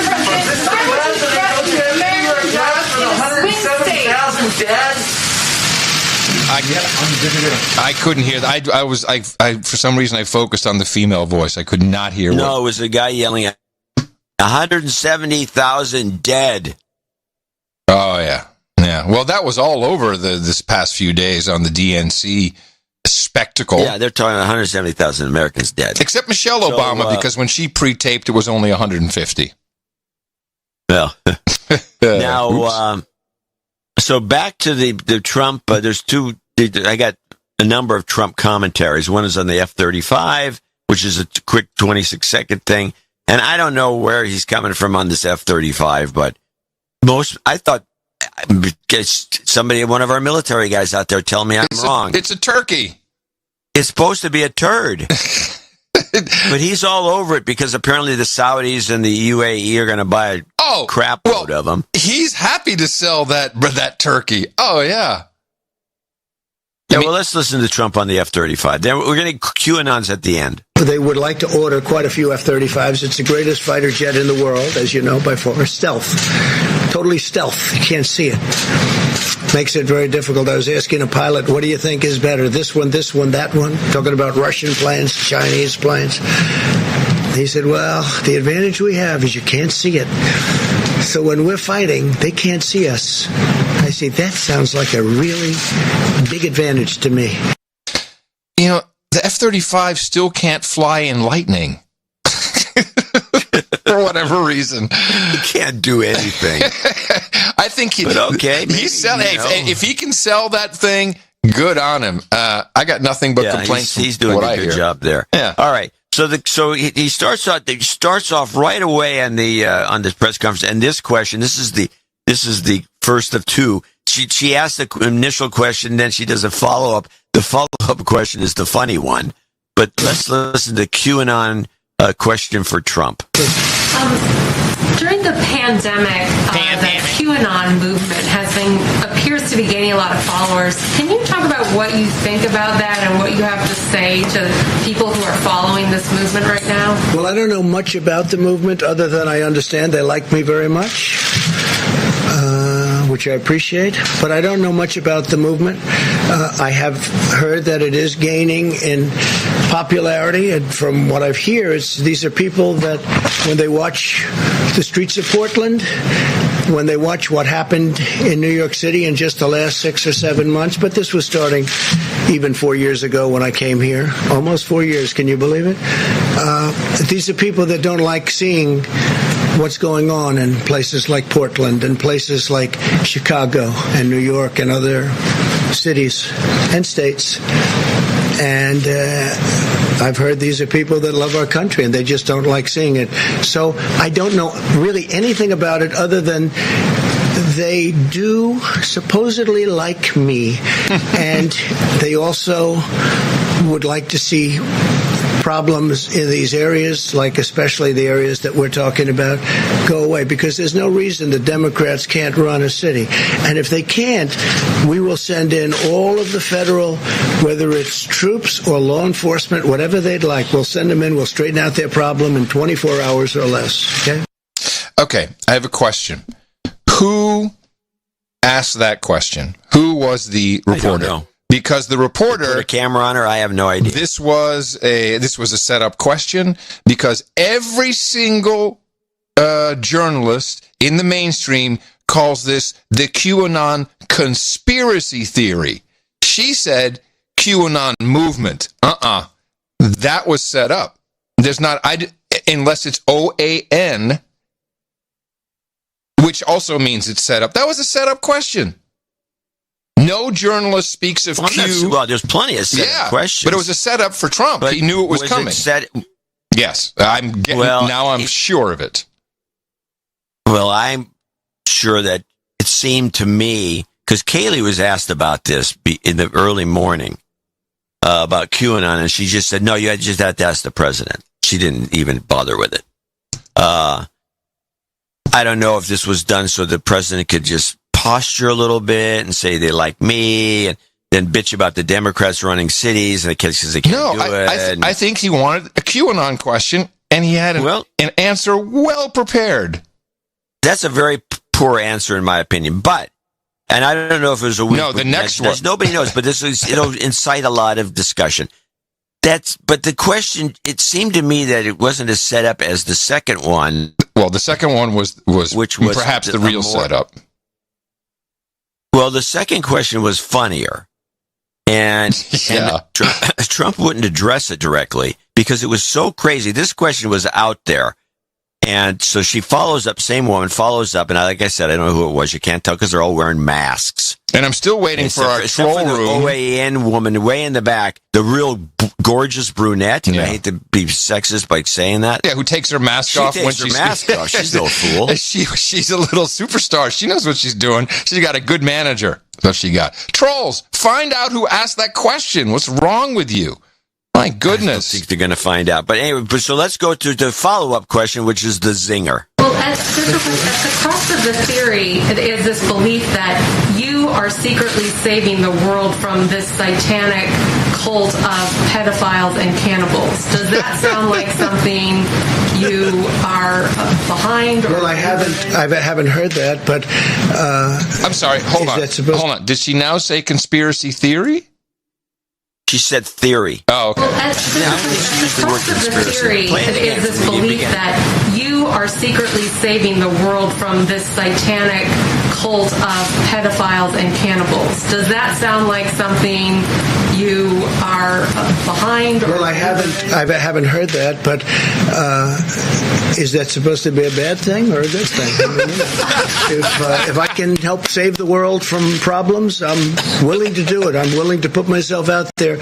And we are, actually. We're saving the world from a radical left philosophy that will destroy this country. And when this country is gone, the rest of the world would follow. This was such an injection for the movement, John. QAnon freaked out. It's true. He knows. Yes, it's classic. Daddy says classic. A satanic cult of pedophiles and cannibals. Yeah, that's adrenochrome. Yeah. Yeah, and Pizzagate and eating children and drinking their blood and God knows what else.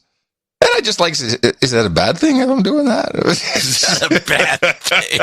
I mean, that was to me, the moment of the week. I agree. We're just going to do a clip of the day for whoever that reporter was.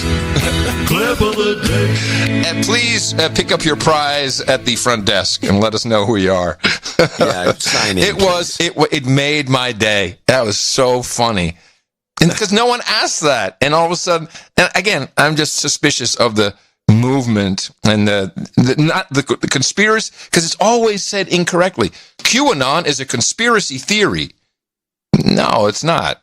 Movement is much more accurate. No. It's much more accurate, but does that qualify as a great question? It might.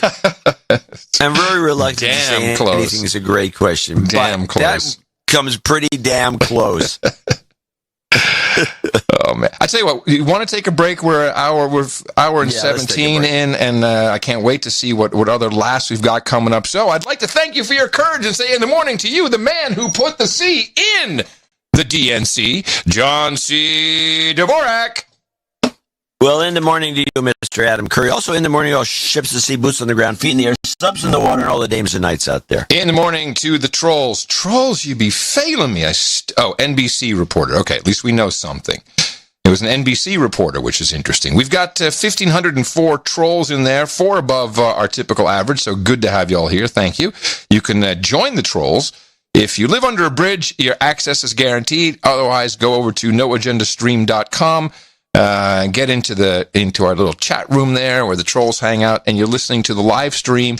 It's a 24/7 stream, so there's always a podcast that's cool. There's a lot of there's a lot of interaction with the troll room, and you are welcome to hit up Doug in the troll room for an invite to noagendasocial.com, our federated social network. So cool that even John C. Dvorak has given up Twitter for No Agenda Social at noagendasocial.com. You can't just sign up there. You got to get your invite from somebody already on there, or from Doug in the troll room. As part of our value for value network and the entire way the show works, we have so many artists who are always helping us to look good with fresh album art. One of the few podcasts anywhere in the world that does this. And we have Darren O'Neill to thank, his now staple red background, which he thinks will get his art chosen every time. Got lucky. And he brought us the artwork for 1269. We titled that one Pre-Bunked. It was the Deep State University sweatshirt, which I can only think would probably be something that the No Agenda Shop guys will be working on. I hope. Because everybody looked at that and went, oh my God, I love that. Hello? Well, we have a few people to thank. Oops, I think. Did you? I was kind of looking for some feedback. Did you like the art? I mean, you have nothing to say about the art? I was scrounging around for something I needed to talk about. Oh, okay. Yeah, I liked the art a lot. I thought the art was a good piece. And of course, it was one of those moments that O'Neill comes in when he feels like he has to win because he didn't win last time. Mm-hmm. And he floods the zone. Yes, it's exactly what he does. There was something you wanted. I remember you wanting to say something about the art from the last show. You said this needs to be discussed. Let me see if I can find anything. Yeah, there was some. I had a tip, or I had a gripe, maybe. It's usually a gripe. I would say a gripe maybe is highly likely, but I don't. I don't know exactly what it was. Tends to be griping. There's a lot of skip logics we got. That wasn't it. I don't know. See anything. I mean, it's so diverse. It's so beautiful. Everybody should take a look. NoAgendaArtGenerator.com. You can just print this stuff out for just to have it. Some of it's so pretty. And you can probably get in touch with the artist and get a large version of it if you want. And as I mentioned, these things often show up at NoAgendaShop.com. They got their own thing going on. They help out the artists and the show as well. And go look at it. It's part of a value for value. Darren, thank you so much. Darren O'Neill, flooding the zone with the art for episode 1269, No Agenda Art. Oh, yeah, I did. Here's my point. I remember, because I'm looking at the same artist's piece for today, which is quite nice. This artist did a bunch of these false information error message looking things. Oh, yeah, like your iPhone had given you. False information, and it's a CY, and you know, the problem is it looks so much like like an image fail, like a real one. Right. That if it showed up on the on the feed, it would look like the image failed. It looks real. Sometimes you can be too realistic. I mean, it looks like that was I just wanted to mention why that one was going to be picked ever, and he did 4 of them. Yeah. All right, let's thank the people who helped us. Yes. Sir John Rutter is at the top of the list. He actually has a full title. John Rutter. This is $1,008.22 from Wappinger Falls, New York. Sir, I believe he's a baron or something. Where's this? I guess not. Anyway. He writes a note in a memo form, I might add. Hi, John and Adam. I might find attached to $1,008.22 my donation from my lovely wife, Kelly. A few years ago, she provided me with the title Sir John, Black Knight of the Coventry. That's who he is. Ah. So for her birthday on Saturday, August 22nd, I'd like her to become an Insta-dame, Dame Nana Banana, which her 7 grandchildren fondly call her. Oh, nice. It's a lot of grandkids. We have been regular listeners since the beginning when we used to listen to Cranky Geeks and the Daily Source Code. Now she often asks when we get in the car if we have a new download so we can listen to The Boys. I love that we're wish the her boys. very happy. The boys. The boys. Okay. Boys. Yeah. The boys. Yeah. Happy birthday, 822, and welcome her to the round table as Dame Nana Banana. No karma, but a couple of jingles. Okay. Sorry, I should have mentioned them at the top. Right. Al Sharpton's Respect, followed by That's True. Okay, and a karma? No karma. No karma. Oh, they're specifically no karma. Going hardcore. Here we go. RESPICT. That's true. Well, thank you. And nothing for the round table, huh? That's just straight up and down. Nope. That's all we got. Okay. Yep. Got a domain name called hypercrawl.com. I wonder what that is. What are you talking about? Hypercrawl. Are you doing like some coding on the side? No, it's what he said. It said hypercrawl. It's part of his email address. Oh. Willie Noon's next on the list from San Ramon, California. Maybe he's got a search engine that's hypercrawl crawler or something we can use. How about an email crawler? That's what I'm looking for.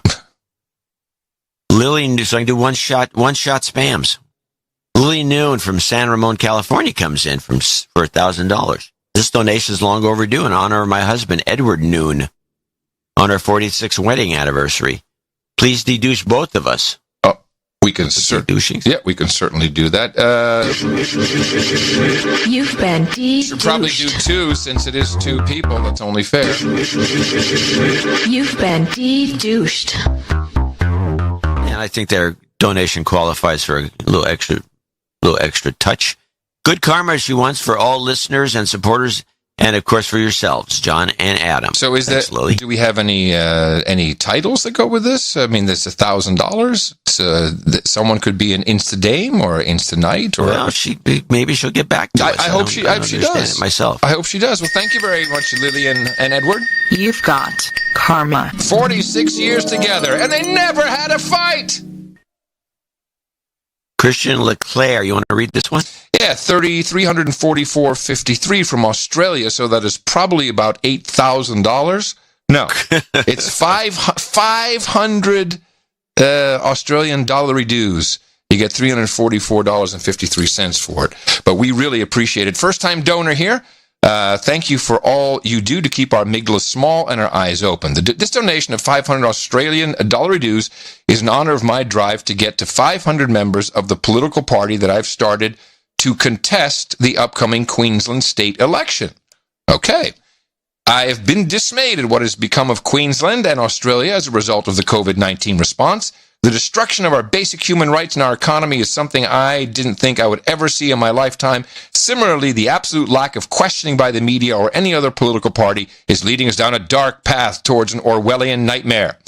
But it doesn't have to be this way. It's always darkest before dawn, and we still have the most powerful tool of the people in our hands, our vote. However, our vote means nothing if our only options are bad and worse. This is why it is critically important to get another voice in this coming election. We don't have much time to get the party registered. I cannot do that without 500 plus members officially registering the party. Well, we may actually have enough people to help you out. The party platform is repeal COVID-19 laws, restore our rights, renew Queensland. We must not stand by and watch our state and country be destroyed by the political elite. I ask any Queensland-based producers to take 5 minutes to go to our website, ReneWQLD.org, so ReneWQLD.org. Sign up today and share the link. If you could include the website link in the show notes, of course, be happy to do that. Sign up today, slave, he says. If we can hit the 500 plus members before August 22nd, I will donate another 500 to Night the Party. Thanks, Christian Renew QLD. Please, D-douche and political karma, political party goat karma. And so then he has, can you read those jingles? What does he have? Shut ups. Wait, my eyes are failing me. No. Hello? Are you there? Hello? Yeah. I need some help here. I said, read it out for me, man. Oh, I'm sorry. Shut up, slave. No, and little girl, yay. Oh, okay. That's all I was asking for. You're doing something else. I can feel it. I don't know what's going on, but you're doing something else. Something else. Shut up, slave. No. Hey. Yay! You've got karma. Okay. Sir Zonder, Earl of the Swiss Alps and Zaandam, Netherlands, 333.33. Many thanks, ACD and JCD, for keeping us, for keeping as much soul sane as possible. Het Zengeke Taijen. Not bad. XXX, my love, also for Bambi. Not bad. He said, het zijn gekke tijden. Het zijn gekke tijden is what he wrote. It's crazy. We live in crazy times. And he, of course, is Earl of the Swiss Alps, Sir Sander. Thank you. Oh, that's what we live in crazy times? That's a good one. Yeah, het zijn gekke tijden. Or you just say gekke tijden. Huh. It's because it sounds like you're puking. Sir, sorry. Do you need some jingle? No, we're good. Okay. Sir Quistan in Blyton, Lincolnshire. Lincolnshire, isn't it Lincolnshire? I'm sure it's Lincolnshire. Yeah. Lincolnshire, Blyton, 333.33 out in the UK. This time I'll remember to sign my knighthood name as on show 1261. I forgot. Those drunk donations are the best donations. Just as jobs karma for everyone out there. Sir Quistan. You got it. Jobs jobs, jobs, and jobs. Let's vote for jobs. Karma. Now we have the famous restaurateur, Marco Schnepf. His name I can't pronounce. Yeah. Okay. 333 is in Zurich. On 8/8/2020, at 3:33, our human resource at 3:33 in the morning, I guess, Ludwig Odenschnepf was born. My Scandinavian goddess and myself are incredibly happy and tired. My wife went for long walks during the corona lockdown, listening to the best podcast in the universe. She's a fan now. Apparently, she wasn't when this began. Thank you, COVID. We particularly enjoyed the China deconstruction and hope for more clips from Kaylee. Well served today. Sure. Please play Obama explaining the American. By the way, they are restaurateurs. They got a nice spot in Zurich. Please play Obama explaining the American dream. I have it. I have it. And please send some restaurant karma and general karma for all. Love and light, green jelly and carrots to you and such. That we needed to restore the basic bargain that made this country great. The basic deal that created the greatest middle class and the most prosperous economy the world has ever known. And it's a simple bargain. It says, if you work hard, your work should be rewarded. If you act responsibly and you put in enough effort, you should be able to find a job that pays the bills. Have a home you can call your own. Count on health care when you get sick.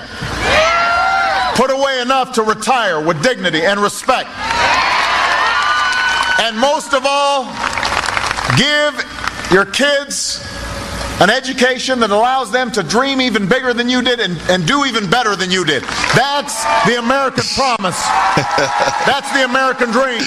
That's right. Just get a job, work like a slave, retire. That's the American dream, everybody. You've got karma. It's not who we are. I love that clip. Yeah, it's a classic. It's a classic. It says it all. Sir Joe of Delaware is next up from Wilmington. Curiously, Joe, 333. I have done the work, and today I become a baron. Nice. I would like the title Baron of Old Bay and claim the remaining parts of Delmarva Peninsula, etc., I think. And this is the state of Delaware and the unclaimed eastern shore of Virginia, but not Maryland, since that is the island of Sir G.Q., Baron of Maryland. I'm glad these guys are keeping up with this. Yeah. Hashtag No kidding. FEMA Region 3 strong. Crab cakes and dogfish 90s at the round table. Okay. Got it. Well, jobs karma for anyone out there who needs it. Love and light, the Baron of Old Bay. Jobs, jobs, jobs, and jobs. Let's vote for jobs. You've got karma. A goodly amount of these exact same donations from Christy Jensen. She's next with 333.33. Top of the morning. It's my birthday today, so my donation is that you're on the list coming your way. I got whacked in the mouth around May. This year's hit in the mouth, by the way. This year by my friend Ken P. And found out my sister Jenny J. listens to you both as well. Oh. Neither is donated. 2 douchebag call-outs, please. Okay. Oh, for each of them? Okay. Oh, wait. The way she's worded this. Hold it. Stop. Just in time. The way she's worded this. Okay, no, call him anyway, and then we'll save him. Okay. You've been de-douched. What? She said for a douchebag. Well, she says neither is donated douchebag, so I'm including a donation of 333 to be split 3 ways. All right, now I'm going to douche, and I'm going to douche him again, and I'm going to douche me. And now a big de-douche. You've been de-douched. Okay, we're good. Too complicated. It's too much douche. So we send our way up to the round table, bringing with us a Viking feast. Nice. I constantly smile and laugh on my daily walks listening to you guys. This causes strangers to smile back if they only knew what I was smiling about. Thank you for being the voices of sanity in this insane world of 2020. 2020 insanity. Everyone should listen to the No Agenda instead of the M5M, and it would prevent their amygdalas from being hijacked.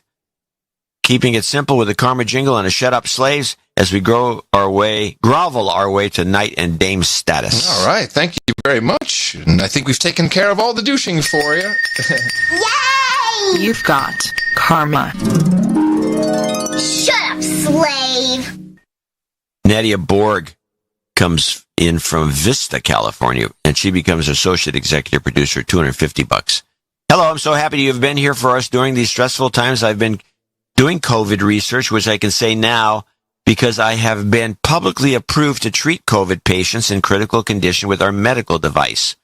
It removes the virus out of the blood through the extracorporeal filter. Work has gotten, geez, that's got to be expensive. Well, I don't even know what it is. Well, apparently the blood goes through this machine, and then the extracorporeal filter grabs the virus by filtering it out of the bloodstream. Wow. Yeah, can you imagine? Work has gotten busy, as you can imagine, yes. But enough about me. This donation is dedicated to my husband, Brandon. His birthday is on the 19th. We got him listed this month. He's the one who introduced me to this show. Brandon is a brilliant engineer, an amazing husband, and a great friend to everyone. He fanned the flames for my curiosity of the esoteric, so much so that members of his lodge, he's a Freemason, deemed me as an Illuminatia. And it became my brand. He encourages my madness and occasionally sneakily slips me some literature about history and philosophy that puts me into an existential crisis for a couple of days. My goodness, sounds horrible. He is deeply knowledgeable and the most humble person I've ever known. I know you hate the attention, Brandon, so I made sure you got a lot. And then she writes with lots of O's, love you. Thank you, John and Adam, for everything you do. Expect more silly shit from me in the near future. Love and light, Illuminatia. Oh, so good to hear from Illuminatia. So good. Yes. Okay. I had never heard that backstory from her. No. She's got nothing listed to do. Okay. Sir Acid of the Scandinavian Woods, Courtice, Ontario, Canada, 24321. Which is 333.34 in dollar Canadian or whatever we call them. So he gets bumped up to executive producer. Gotcha. He wants to got it hard. No, it got it aroused. There's no got it hard. Jeez. Do you see the juice? That's true from Sir Acid of the Scandinavian Woods. Greetings. Please accept this donation with an extra penny to go into the tray to help bump up the next person a penny short in the way to knighthood. I've recently begun a new podcast with fellow raconteur Abel Kirby, where we talk about our nerdy pastimes of anime, number one on the list, video games, and whatever catches our attention. It's called Rare Encounter. Not so rare. And I'd be happy if we could have plugged it on the show. Okay. We've got 6 episodes so far, with new episodes every Wednesday evening. Besides my jingle requests, I would like to hear some house karma with a squeeze of goat. I prepared to replace my hot water tank, get the driveway repaved, and set up for some Renos that might help improve the quality of my basement workplace. I don't know what that means. Thank you for all. Maybe I do. Thank you for all you do, gents, and keep up the great work, Sir Acid of the Scandinavian Woods. Courtice. It was hard to get it aroused, and it is hard to get it aroused, but we got it aroused. Oh my gosh! Can you see that juice? You've got karma. Squeeze of goat. Why don't you read Trent's, and I'll look and see if Maggie Hopkins has an email. Sure. I know Trent. Trent sends in 213.33. Hey, Adam and John, thanks for keeping us laughing as the world goes wild. And thanks to Colonel Steve Battle, or Battelle, I think it's Battle, for sending Job Car my way a few months ago. It worked! Good. I've had lunch with Trent. He's here in Austin. Throw him some karma for me. I also want to share my new video podcast, Through the Terminus. Search for it on YouTube or BitChute. We are 4 episodes in and have covered topics such as China influence, Epstein funding prominent scientists, and a deep dive into transhumanism. Sounds like fun. Come check it out. Yes. Thank you very much, Trent. Thank you for supporting the best podcast in the universe. And he doesn't ask for any karma. It seems like he's doing well. He's got his job's karma, so we're happy. Happy it worked. Maggie Hopkins, I can't... nothing from her? No, go ahead. Nothing from Maggie? Yeah, I can't find a note from Maggie Hopkins, $220.49. I will take one more look under the word donations and subject line, which is common. But meanwhile, we continue with Peter Johnson at $200. In the morning, I was hit in the mouth a couple of months ago by my brother. At the time, I was a broke college student, but since I've ascended to the ranks to slightly less broke millennial.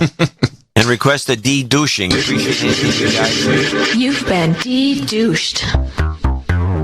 Appreciate everything you guys, as well as the producers, do to make NA happen. Go Gators! Request jobs and health karma. Jobs, jobs, jobs, and jobs. Let's vote for jobs. And health. You've got karma. Yeah, Sir Tim of the Tunnels is here from Waipahu, Hawaii. Waipahu. Nice. He's with this donation, I joined the ranks of No Agenda Barons. I actually crossed the threshold back in April. See accounting below. My former accountant now hangs from a gibbet facing the turbulent waters of the mighty Pacific. Let's hope the new guy is more on the ball. While transitioning took place several months ago, nothing is official without recognition from the Peerage Committee. Therefore, I humbly request a barony. I've selected an island off the north shore of Oahu, known to the natives as Moku'au'ia. But for our purposes, we shall refer to it by its colloquial name, Goat Island. Nice. I also asked for some healthy karma, shot of karma from our favorite ungulate. So he's going to be, by the way, I should mention Goat Island is also the name of Yerba Buena Island in San Francisco Bay, which is the San Francisco Bridge runs through. Oh, all right. So he's going to be upgraded to Baron of Goat Island, and then he needs the karma. Yes. Just a regular karma? You might as well give him a goat karma. I mean, crap, he's Goat Island's got to be goat. Goat Island, yeah. Karma. There you go. I want to add a $200 donation from Oliver Reich, W6BAR, out of Redwood City. Okay. Because he sent me I'm going to sound like a loser because he did this. Okay. But he sent me a pre-programmed Po Fung shortwave handheld radio. Wait, shortwave? No, you mean it's shortwave. 2 meter. It's 2 meters. It's not shortwave. Yeah, okay, it's 2 meters. Okay. It's not shortwave technically. But on it, he's got probably 50 different repeater lash-ups. Yeah, sure. That's what you many do. Of I've never heard of. That's what you do. That's what you do when you're a ham and you first get your rig. You set it all up. You just turn it on to hear it go bleep bleep bleep. Turn it back off. I wait for Oliver to come and help. You wait for Oliver to come in. You are such you're such an Elmer. Now the thing is, I want to mention that this is a different rig slightly than the Bao Feng. Yeah, it's not a Bao. This is a Po Fung. It costs $4 less. It's $21, I'm sure. These are great. I don't know what the difference in prices, but the Po Fung is slightly bigger. It looks a little more cop-like, and it's got some rugged aspects to it. It's got a more rugged belt clip. It's about an inch bigger. Can't say it. It's got bigger keys, which is probably better, and it's got a nicer flashlight built in. So I'll be playing with this, but I'll be giving Oliver a call so I can. Well, hop on the repeater out there that's hooked up to the No Agenda Hams Network, and you can join in the fun. You can do it with that rig. Yeah. In fact, I'm looking forward to joining in the fun. Okay. We look forward to it because, as we all know, hear me. I'll be on. Yeah, I know. When the apocalypse comes, we're the guys who are going to save the world, right? And that's why you need it, John. You need to get on the. Well, you know what I did because Mimi was driving up to Washington just yesterday, just to get up to, and she went right through the fire up in Fairfield. Oh my, yeah. and as she's in the middle of stuff, I should have some kind of backup communications. So she goes through the piece. Apparently, the fire when it was jumping Highway 80 in Fairfield, she was. You know, you've seen these movies of people driving through the fire. Yeah, and that was Mimi in it. She was freaked out. No shit. Did she call you?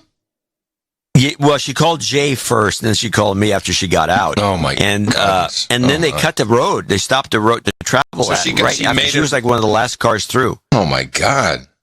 And she's badass, she was man. Apparently freaked. She took a few photos. I'll put in the newsletter. And she was. There won't be. I'm sure.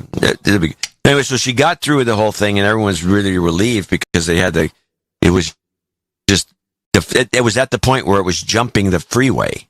The fire jumped the freeway, and she went through that area, and yeah. So where does the walkie? Where does the handheld come in? Yeah. So I say to her, she said, "What happens? I'm going to these phones aren't going to work." She's got freaky about the whole thing. The cell towers burning down. I said, "Get your ham license. Yeah, it's not that hard. Get your ham license. We'll get you some of these little handheld devices. If you can't get a hold of me, you can go on a repeater, and here I am." And she said, "Yeah, I'll do it." It says it can't be that hard. This is Kilo Mike 1. I'm looking for the Jones. So I'm going to get her. She's going to get a license. I'm going to make Jay get one, too. Yes, finally. Because I know that they'll actually set you up on the repeater. I know they'll get it done now. That'll be fun. All right.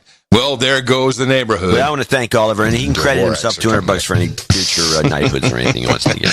Very cool. We want to thank all of these producers who are executive and associate executive producers of episode 1270. Thank you, because you are putting the show together. We have lots of people who can't support us with money, and they do many other things. It is the true value for value network. You get out of it what you put into it, and we certainly appreciate what you've done. So please consider us for the Sunday show if you'd like to help out. Dvorak.org/NA. I'm just stopping for a second, John. I don't like our connection. You've been beeping and zipping and robocopping, and I think back. I think there's a delay. So what? Yeah, can you switch? So let's just reset. Can you switch networks maybe as well? I'm on both networks. Well, that's probably the issue. Well, maybe I'm not, because I was dicking around the other day. Let me see. Oh, dicking around, which hurts the show. I mean, now I'm clipping? I'm clipping. Okay. Well, hold on a second. I can pull back I can pull it back a little bit. I don't know what you're doing, but I'm going to log out and relog in. Oh, thank you. Don't say clipping if it's dropping packets. Damn, I've got to remember not to listen to people. I don't know. What you're hearing is, I think, John's packets dropping. I'm not dropping packets.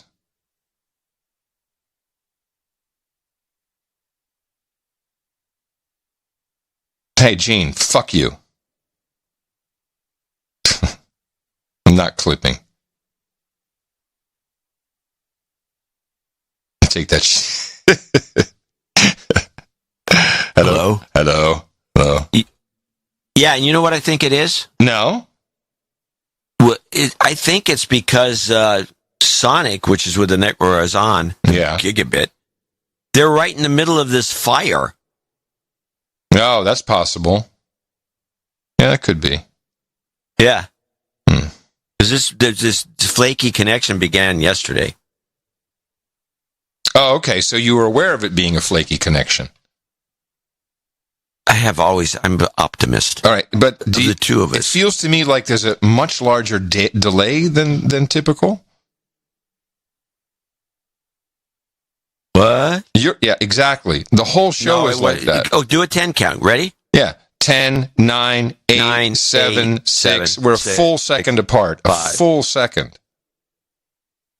That's not good. We've never had it that bad. Well, I don't know what to tell you. No, I don't think there's anything you can tell me. The only thing I could say is, did you quit your browser or you just refreshed it? I'm not in the browser. Yeah, you are. You are. I can quit the browser, yeah. Sure. I'll do the same just to make sure. A second delay is kind of unacceptable. But did you all hear him say he was dicking around with it yesterday and he's on both networks? And he's back. Yes. So I'm afraid to ask. You said you were, quote, dicking around with it yesterday and you're on both networks. I've always been on both networks. Well, you used to switch back and forth from one to the other. I found that with this, being on both networks seemed to be better. Okay. I mean, that was Skype era. This is a new era. Right. Actual experience today, not so. I don't know if that's it. I'm just saying. What were you dicking around with? Again, I'll bring back the point I was making earlier. Mm-hmm. They're on fire. Right. So, but then, so you were on Comcast and now you're on the Fire guys, or you're still on the same one? No. I was on the Fire guys. Mm-hmm. Now I'm on Comcast. I wasn't on both networks today because when I was doing Horowitz's show, my signal was crummy, and I kept switching back and forth till we found something that sounded decent. Okay. All right. So it's fire. We'll just blame it on the fire. That's fine. We can blame it on the fire. Blame it on the weather. It always works. Blame it on the fire. Okay, I'm going to do that again. Dvorak.org. Oops, hold on a second. Helps if I hit record. Otherwise, we'll look pretty stupid.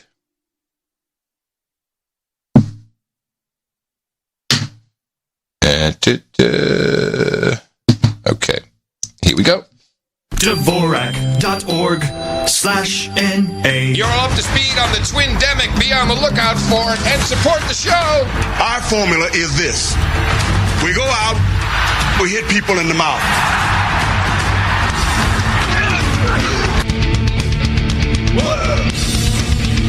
Order. Shut up, slave. Shut up, slave. Alrighty then. I'm sorry. Before we continue, just let me do quickly 2 things. We have 2 special karma requests. Sorry, I forgot with everything going on. The first one is producer Thorin. Now, we know producer Thorin. He's been around the show for a long time. He's been out of commission for nearly 2 weeks after suffering a bowel blockage. Apparently, this is really bad. He's in desperate need of some health karma from the No Agenda faithful. And I'll put these links in the show notes. He's got an update and a GoFundMe. I have no idea what that is about, but it doesn't sound good if you hear the description, if you read it. So, could everybody please focus for a moment on our producer Thorin, because he needs it. So, here's his karma. You've got karma. In addition, a note from Darren O, who we, of course, had the awarded artwork. Adam, I need some emergency health karma from my mom.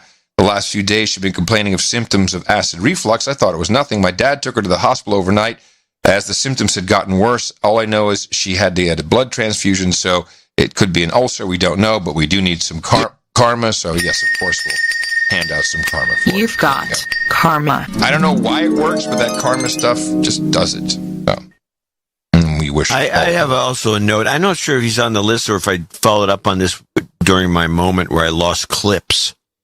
Yeah. Bashir Osman. Sir Bashir. He's going to be Sir Bashir. I don't know if he's on the list, but check. I was looking at my PayPal, saw that I'd reached knighthood from an $11.11 donation that began in April 2012. Wow. I reached a palindrome, a total of $1,122.11. I thought that was pretty good. I want to thank you guys for all the work you've done over the years. So he wanted to be knighted today under Sir Bashir. Okay, yes, he's on the list. So I'm glad you picked up that note. Oh, okay. So I did send Eric the note. Okay. Yeah, good. You did. Good. But I just thought it was cute that you sent Eric the note. He didn't put it in. I also had it in my notes, but you got to it. Oh, okay. Well, yeah. 11:11. I didn't send him the note. No, I sent it to him. It's a break in the system, which I've been trying to catch, and I'm glad you caught it. The break in the system is if you're an 11:11 and you show up and you're a knight or you reach the level, and then you send the note, it doesn't get read because you're $11.11. So those have to be fished out and put in. I always send it to Eric. He never does it. It's okay. We saved the day. The problem is he gets too much redundant. He gets from you, he gets from me. We've had to figure out some process. Yes, he's working on a system. I know it's coming soon. He's got something in the works. Something's going on over there. All right. We're all good. Yes, so that will be, we have a nice knighting ceremony for later. Now, I want to hear some crazy stuff from what's been going on in American politics because it's just been hilarious. Well, for one thing, we got this weird guy, Miles Taylor, who's made a big stink about going to Biden. He made a big speech at the convention. We have a bunch of these speeches at the Democrat convention of people old Republican hacks that are just decided they can't take it anymore. Oh, and they're all now with the Democrats. So they decide to go to shaky Joe Biden. It doesn't make any sense to me. But it's definitely what's going on. I have his speech if you want to hear it. Sure. I mean, how long? Is it any good? It's probably... Why don't you play as much as you can stand? All right, what's his name here? Miles Taylor? Miles Taylor. He's a very strange character when you look into him. He worked for Kristen Nelson when she was head of DHS. Oh, when she got kicked out, though. Or she resigned, didn't she, Kristen Nelson? Yes, no, she... left. Yeah, she left. All right, let's have a listen. I'm Miles Taylor. I served as... No, stop, actually. Let's just talk about this for a second. We can't just take this for granted. Typically, these conventions are big affairs. It's exciting. There's lots of the noise and people going on. They got silly hats and confetti. And we're all cheering, and it's really about the crowd and the people. And so it's entertaining. It's a huge entertainment event, which you really only, you'll check in a little bit, and of course, there's some speeches you want to see, and not only. And I was following everything on CNN. Screw those guys, and I don't understand if you're doing a television production, because that's what they're doing, and they get an Eva Longoria to host, and then Kerry Washington to host, and you've got Billy Porter doing a little music video with some dance with his whatever that was. John Legend. Everybody, it's the entertainment is coming together, and they produce something that is every speech is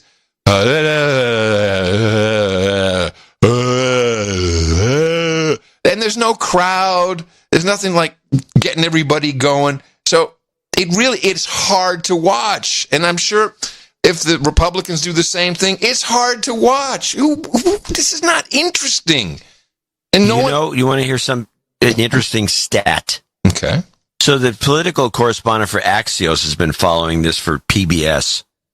And he said the following. He said the problem they have is that besides that, nobody's watching it. So let's start there. He said that MSNBC, when they did the convention coverage, their numbers were 5 million viewers, which is a lot for MSNBC. Yeah. NBC, the network itself, 2.1. 2 million. Yeah, 2.1. And ABC had 1.9, and after that it was... But, again, it's like, first of all, ratings... Well, let's finish the thought here. 5 million on MSNBC, those are people that are voting for Biden. Yeah, that's about it. So that doesn't do any good to the party that they're losing people. Yeah. Well, they're losing people from the TV show because look, all we wanted to see, and this was my point. So CNN keeps teasing, ahead, Barack Obama, coming up soon, and then you wait, and it's 11 o'clock before someone comes on. I mean, are they idiots? And that's right when primetime news, local news starts, so no one's going to take the live feed. I don't understand what the strategy is. Just from a pure, you might as well just stream it on the web. Who cares? It's boring. It's bad television. Bad television. Anyway, Michael Taylor. I'm Miles Taylor. Sorry? I'm sorry. I didn't hear your cue. What are you going to play? I was going to play the Miles Taylor. This is one of these boring speeches. Yeah, let's listen to some boring speech. Cut it off as soon as you're bored. Okay. I'm Miles Taylor. All right, done. Taylor. I served as the Chief of Staff of the Department of Homeland Security under the Donald Trump administration. I would go into the office. I would read my intelligence. Listen to the piano music. Wow. Brief. And then it was my job to help the Department of Homeland Security to keep our country safe. What we saw week in and week out, and for me, after 2.5 years in that administration, was terrifying. Okay. So that was pretty much the message all night long. Orange man bad. We'll do better. Joe's got a team. Did you hear anything differ from that? No, of course not. All right. But I did hear something the day before that was different. Okay. And I think that this clip is probably more to the point of what we're dealing with here, that people better realize that this is what's going on. This was the Youth Caucus that did a Zoom conference the day before, or actually on the Monday of the convention, I believe that's when it was. It was either pre-convention or after that, the Monday fiasco. Mm-hmm. And I want you to listen carefully. I don't have this woman's name, but she's talking, and nobody is interrupting her. Nobody's saying, because I guess it's rude. Yeah. But nobody's saying, this is not good, what you're saying. This is actually dangerous. But when you hear it, you go, what are we dealing with here? This is the Democrat Youth Caucus woman talking about socialism. Because we understand that this future that we all want, that we're all trying to build, really is about the destruction of colonization, white supremacy, and capitalism. We must really move away from these systems and these frameworks if we really want to live in a future that does have a regenerative economy and does enable liberation and equity for our communities. This is definitely something that we all want to push forward. And so our hope and our dream is that we do push forward Green New Deal. We do understand that, there is the Green New Deal, the AOC marquee policy that many of us have become accustomed to, but also realizing that on the state level, many different policies are being pushed forward that do relate to the Green New Deal, that are collectively moving forward into this regenerative economy and this regenerative future.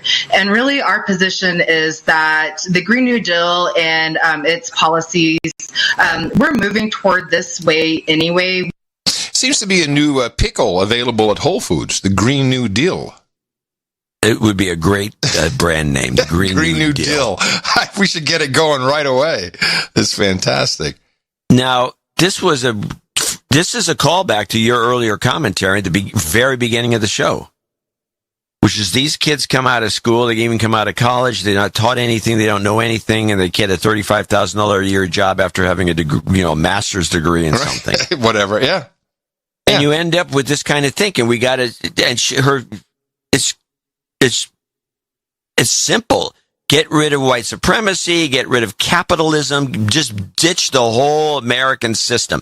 And this also is a callback with the Green New Deal of the letter that you read from the PG&E guy talking about how they're not allowed to actually give us power. It has to be Green New Deal. Green New Deal. Yes, and this will be a little bit out of order, but this policy falls under the heading Build Back Better. And the reason I'm bringing it up now is because Joe Biden's campaign is Build Back Better. I just want to... here is, what's her name? She is Canadian Member of Parliament Freeland on their plans for Scandinavia. To Lena's question about decarbonization as part of our economic plan going forward, of course, it has to be part of it. I think all Canadians understand that the restart of our economy needs to be green. It also needs to be equitable. It needs to be It's the same shit, John. And we need to focus very much on jobs and growth. This is a once-in-a-lifetime challenge for our whole country. And our commitment as a government is to do whatever it takes to support Canadians as we get through that challenge and as we get through it to really build back better. So this is not a coincidence anymore. It's all Green New Deal. It's all equity. It's Build Back Better. And just a reminder, that is a United Nations globalist term and policy. You had the clip. Antonio Guterres, Secretary General of the United Nations. The COVID-19 pandemic can also be a moment for resolving long-standing conflicts and addressing structural weaknesses. 4 sets of priorities can guide the response to build back better and achieve the Sustainable Development Goals. First, immediate measures to slow the spread of the disease, end conflict, and meet the urgent needs of the most vulnerable. Second, we must deepen efforts to address inequalities by investing in universal health and education, social protection floors, and technology. The region is home to the world's largest gender gap in human development. COVID-19 recovery is an opportunity to invest in women and girls, ensure equal rights and participation, which will have lasting benefits for all. Third, boosting the economic recovery through reimagining the region's economic model in favor of more diversified green economies. Green. And that means creating decent, sustainable jobs, introducing progressive taxation measures, ending fossil fuel subsidies, and taking greater account of climate risks. Now is the moment to prioritize human rights, ensure a vibrant civil society and free media, and create more accountable institutions that will increase citizens' trust and strengthen the social contract. All of these steps are pivotal to helping the Arab region build back better. So to combine the two things we're talking about, kids are disillusioned, got debt, here's your college-level job, seriously, in Austin, $30,000 to $35,000 a year. And then here's some people saying, hey, we're going to give you good jobs, decent jobs, minimum wage. The phrase right. Get the phrase right. Good, well-paying jobs. Well-paying jobs, yes. Decent, well-paying jobs. Green New Deal. We're going to change the economy. So this is the changing the system. No wonder they love it. And we get to break shit while we're telling people we want it. I mean, peaceful protest. Yeah. And this, no one except this show, as far as I know, is picking up. Why is not a single journalist saying, Build Back Better? It's in Canada, it's in the United Nations, and I would like our producers of Gitmo Nation to go find where else this is taking place. Build Back Better is a globalist term. Something's going on. You'll find it here and there if you start looking. Yeah. I want to know what other countries are doing this. Build Back Better. And that, to me, this socialist is just unbelievable. I do have a call-in, which is kind of funny. Yeah. During the convention, this on the Republican line, so I'm not... Oh, this is a C-SPAN. I was like, they didn't take calls on the convention, did they? This is just the... C-SPAN. Oh, okay. All right. Republican line? Republican line. All right. I tried to listen to some of the convention, and it just got a little old because they kept trying to say what a great guy Joe Biden was, and quite frankly, I understand people like him, but he's not exactly honest. Things he said he's done, he hasn't exactly done. Honors he says he had, he didn't exactly get. it's just very, very hard to listen to the politics of it all, and we're supposed to just believe what they say. If he didn't make so many claims that were proven to be untrue, it would just be better. And it was hard to watch. And then all this stuff about Dr. Jill. Look, nobody in America who's got a doctorate in education is called doctor. It's not done. For her to keep calling herself doctor just points out she's not a real doctor. There's certain professions that, yes, if you have a doctorate, you're called doctor. For the rest of them, you're not. It's just like... Okay. Shut up! Well, we've discussed this before. She's not a... she's a PhD, is that it? Yeah, PhD in education. Yeah, but she's a high-end teacher. Right. So now I will say this: high-end teacher. That's a funny way of putting it. High-end teacher. So she is. Yeah. Okay. Yeah. So she girlfriend is experience. She's a teacher. She wants to still be a teacher when she gets into, like, if Biden wins. She already said she wants to go stay in school teaching in junior college, which is stupid. But okay, if you can do what you want, you can do what you want. But the thing is, it is what this guy says is right, because this is where Whoopi Goldberg got into trouble. On The View, Whoopi, I don't have the clip. Whoopi said, I can get it. She said, well, Dr. Jill Biden is a great doctor. She should become the Surgeon General of the United States. Yes. Yes. Remember this? I have the clip. Let me play it for you. And Dr. Jill becomes the Surgeon General, his wife.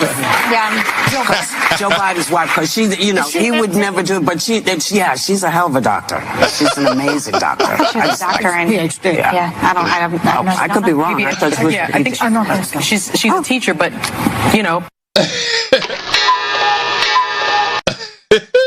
That's so good. And that's what that guy was. This is the reason you don't call yourself doctor when you're a PhD in education. Right. I could be wrong. Hey, sorry, just could be wrong. I just realized Bill Clinton is a smart man. I only clipped a few things. I knew you'd have some. Build Back Better. You know what Donald Trump will do with 4 more years? Blame, bully, and belittle. And you know what Joe Biden will do? Build back better. Oh, yeah, baby. Blame, bully. Blame, bully. What was it? That's good. Blame, bully, belittle. Yeah. Well, Clinton, of course, got caught with the pictures of one of the island girls from Epstein. I'm sure I've seen these photos. This is not... I've never seen them. I think it's just it's a 22-year-old apparent masseuse massaging him in the waiting room of the airport. Like, okay, it's horrible. To me, it was like, there's no proof. I liked it. Well, of course you would. All right. What else did we have? Now, I got the other one. This is, and Democracy Now!, which I lost these clips, unfortunately, where Amy goes on and on about AOC, or she was Alexandria Ocasio-Cortez. She likes to say the whole name, and she says Ocasio-Cortez. Yeah. She's nominating Bernie. She got a minute to nominate. Seconded. Yeah, seconded. She seconded. No, I'm telling you. I'll get the clip. She said nominated. I said I second the nomination. And she said nominated over and over. She said they gave her 1 minute to nominate Bernie Sanders, and then she ran over, and she did. She ran over to 133, which I have the clip of her doing it. Yeah. And she never nominated him. She seconded the nomination. That's what I just said. She seconded him. No, that's what I'm saying. I'm telling you that Amy is the one who kept saying nominated. Oh, okay. Well, Amy's full of crap. Good evening. Bienvenidos. And thank you to everyone here today endeavoring towards a better, more just future for our country and our world. In fidelity and gratitude to a mass people's movement working to establish... Oh, this is what... I'm sorry. That's not what you wanted. That's the wrong clip. Is it?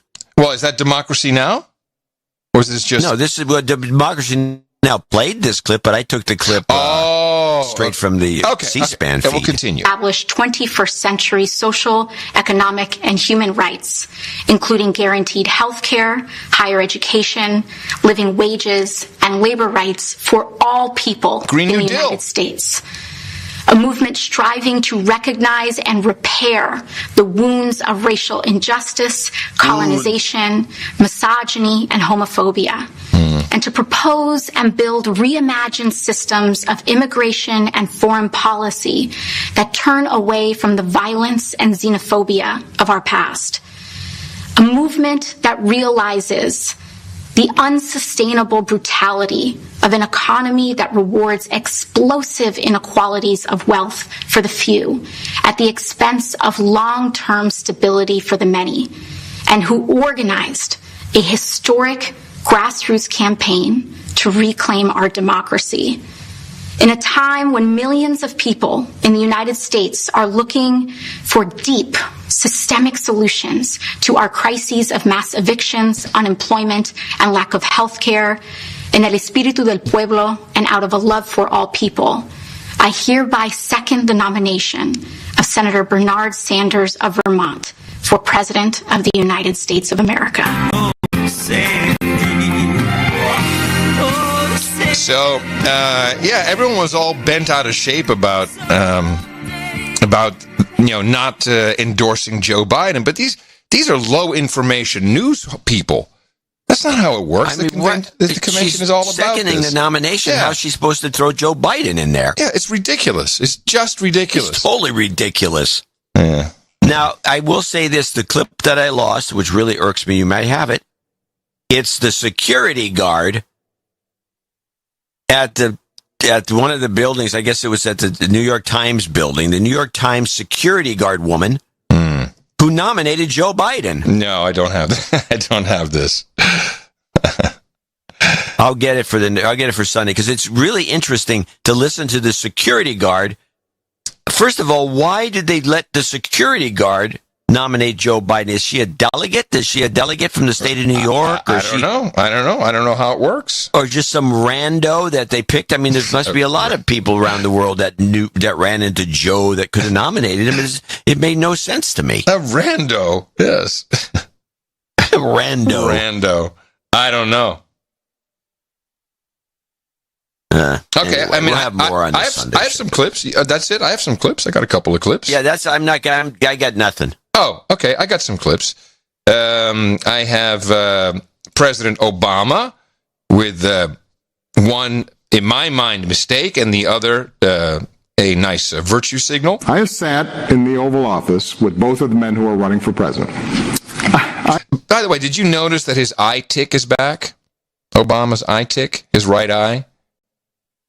I think it has a lot to do with Trump berating him constantly. I mean, look, I'm a Tourette sufferer. I'm a Tourette sufferer, so I can say he's trying his best, but it's a tick, and he can't get rid of it. And I've seen this thing show up. It's kind of like he pretends to wink, but I'm sharp. You can't get one past me, Barry. I have sat in the Oval Office with both of the men who are running for president.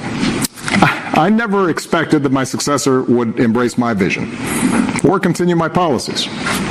I did hope, for the sake of our country, that Donald Trump might show some interest in taking the job seriously, that he might come to feel the weight of the office and discover some reverence for the democracy that had been placed in his care. Okay, he did this 3 times. It's a republic.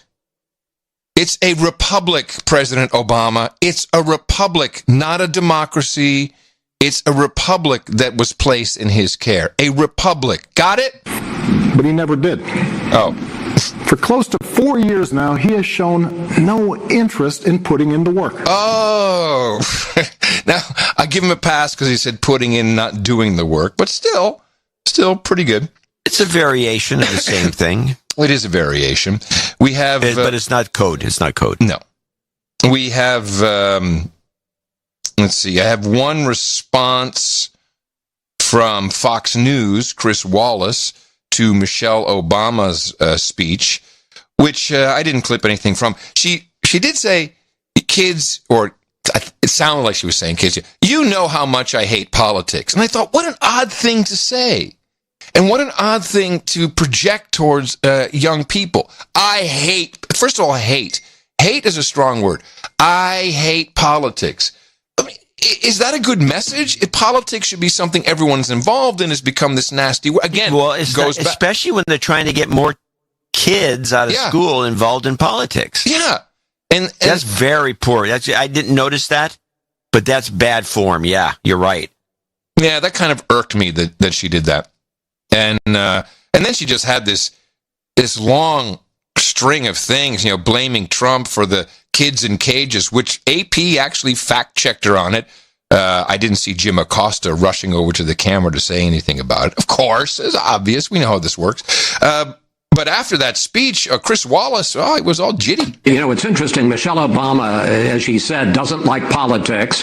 And she said that this speech was her main contribution to the Biden campaign. It was a heck of a contribution. She really flayed, sliced and diced Donald Trump, talking about the chaos and confusion and lack of empathy, especially coming from this president and from this White House. Spoke more about the deficits of Donald Trump and the pluses of Joe Biden, but did talk about especially, not so much policies, but especially his empathy.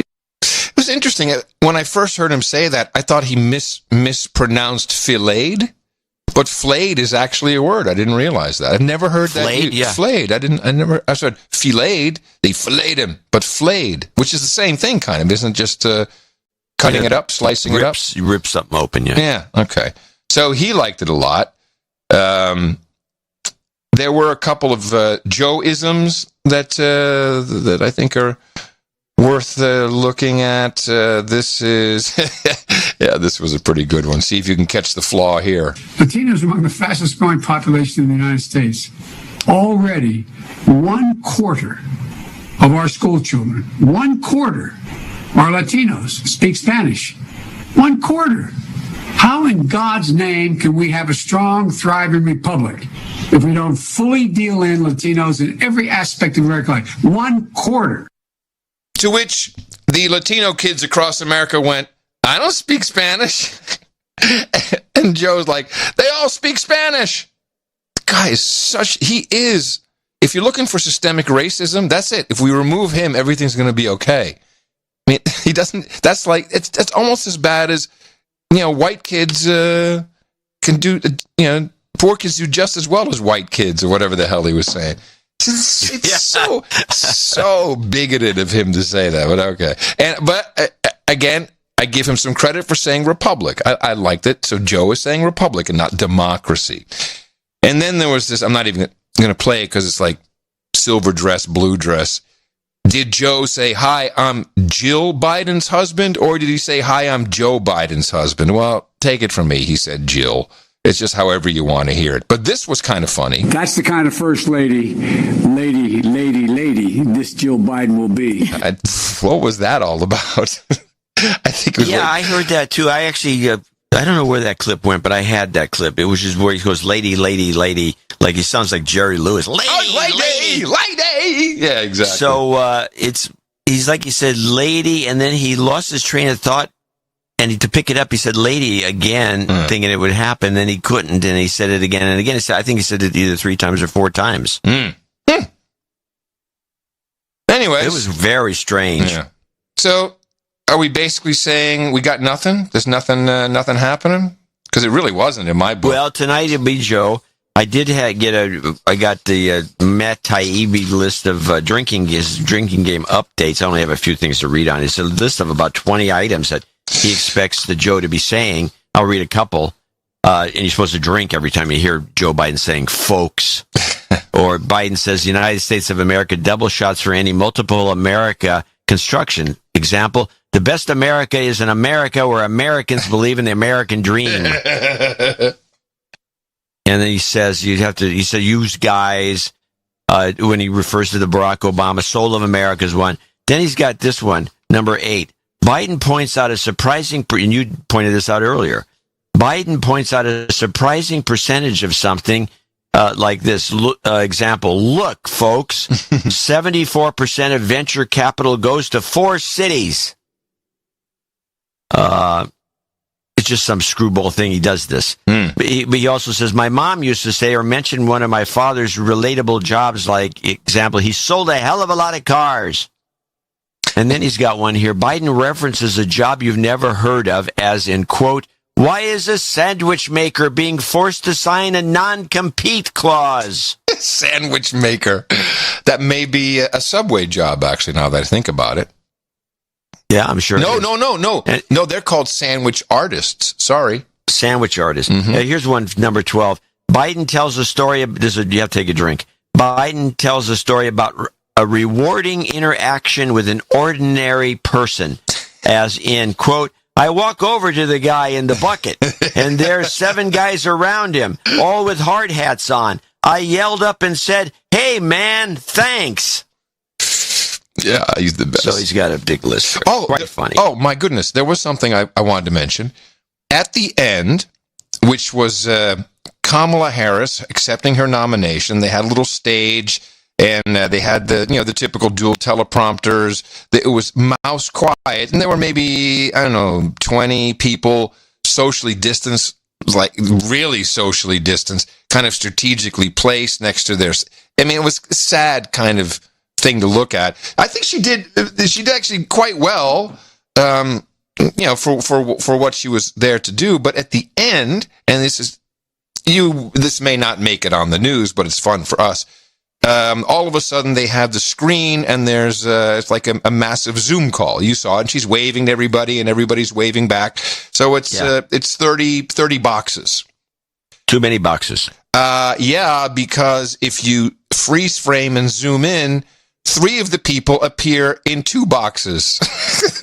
They couldn't even find 30 people to fill up the boxes with. It was so bad. Oh, no. They used 3 duplicates in the boxes.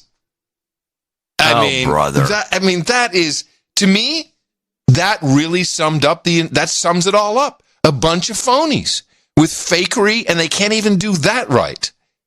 No, in fact, I guarantee that the Biden speech tonight has already been recorded and recorded and recorded and recorded till he got it close to right, because there's no way he's going to go and do this live. No way. No, I don't think he's capable.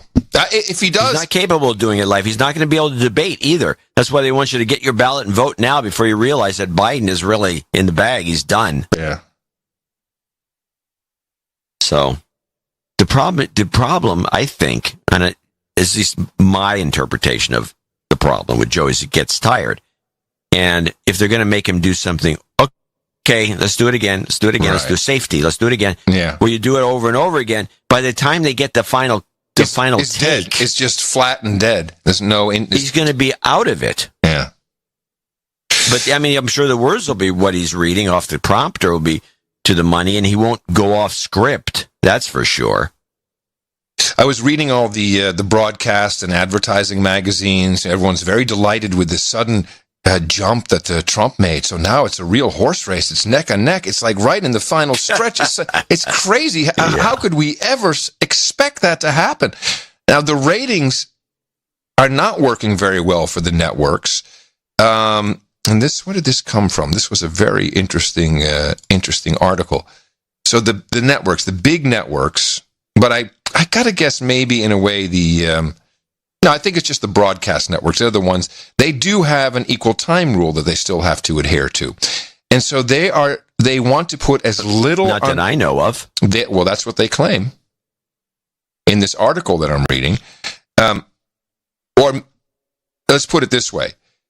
They only want to put 2 hours per night on network television because they know they will have to give the Republicans the same 2 hours. They don't want to put more on television because they're afraid of what it will be like if Trump is on TV for 3 hours or whatever it is. They can't. They just don't want him anywhere on their airwaves. They know they have to do it, so they're limiting the Democrats. They're dreamed up a fake excuse. Yeah, a fake excuse for the fact that it has. I mean, what is it? American Idol. Even though American Idol is only 3.5 million, that was the number 1 rated show. So yeah, you're right. That's their excuse. With less of it on TV because we don't want we don't want Trump to ruin everything. But I think you're right. It's just shitty ratings. It's not interesting. It's not. It's also, it's not a TV show. It's not a convention. What is it? You know, the transitions are very slow. Takes a while for someone to say, okay, we're back. Can I ask a simple question? It's a rhetorical one for everybody out there, including you especially. Mm-hmm. This is the party of Hollywood. Yes. They're not doing any movies. There's nothing going on in Hollywood right now. The theaters are shuttered. There's talent everywhere, tons of it. There's directors, there's producers, there's people that know how to do this sort of thing. Why haven't they tapped them and said, hey, come and put this show together for us? I honestly don't know who was in charge of the production, and I personally found it to be an incredible mistake to bring in actors. In this case, I saw two actresses, Kerry Washington and Ava Longoria. They're not television presenters. They don't know how to talk stuff. You know, it's all scripted. Everyone's on a teleprompter. It has no life in it. It's completely boring. It's shit. And it's a waste of my time, and I'm a little bit angry about it because we have to sit through. I will ask the rhetorical question again. Why don't they bring up? There are people that could make this interesting. Mm-hmm. So your question is, why don't they do it? That is probably a very, not great, but it's a good question. I don't know. Somehow this is what they feel is going to work for them. I really don't know. It's the damnedest thing I've ever seen. I wanted to do, and we'll be revisiting this, no doubt, on Sunday. I just wanted to give a little update on the Middle East peace deal, or I should say, what happened in Beirut. And I'm putting together an actual theory. Remember, I'm a conspiracy theorist. I just analyze the situation. And something very telling came out of the news. Calculations were done on the blast in Beirut based upon ammonium nitrate, and based upon how much ammonium nitrate was there. And based upon the explosion, they feel, the experts now say, that probably only 200 to 300 tons of ammonium nitrate exploded. What happened to the other 2,400 tons? So now there's, it must have been stolen, it was rousted. It makes the whole ammonium nitrate story very, very fishy. And one of our producers is in some business, if you know what I mean. And when I mentioned some kind of new weapon, he immediately jumped on the stick and said, okay, I think I know what this might be. And he has some information to back up the theory that this may have been it may have been explosive, an ordnance deployed from an Israeli jet, which there were jets heard flying. There's plenty of eyewitnesses about that. This would be the W-76 Mod 2. And the W-76 Mod 2, it's not, remember this explosion you saw. It was a very, very unique type of shockwave cloud that we saw.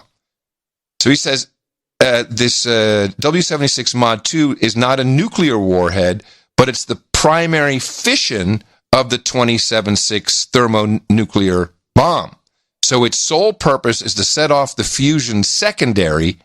Any unfissioned fuel or unnecessary types of radiation that you might notice from this are just inefficiencies in design, and they probably have all been eliminated. But he feels that since there were 50 of these mounted onto the Tennessee submarine, who went out on a mission and came back almost immediately, turned back around, they were supposed to be on a much longer mission. He feels that it's possible that one or more of these was transferred at sea, and that this is what was used by Israel to get everybody's attention. And I can't get past the fact that a week later, all of a sudden we have a deal. Now Iran is ramping up, and the president was talking some noise about them. that's not quite as important as this.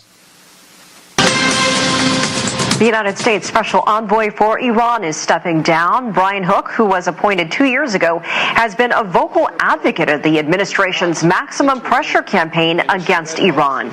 And that strategy failed to get international support and did not force Iran back to the negotiating table, as President Donald Trump had hoped. Hook will be replaced by the controversial Elliot Abrams, the administration's point man on Venezuela. You know, if Elliot Abrams is on his way to your country, you're in trouble. So something changed.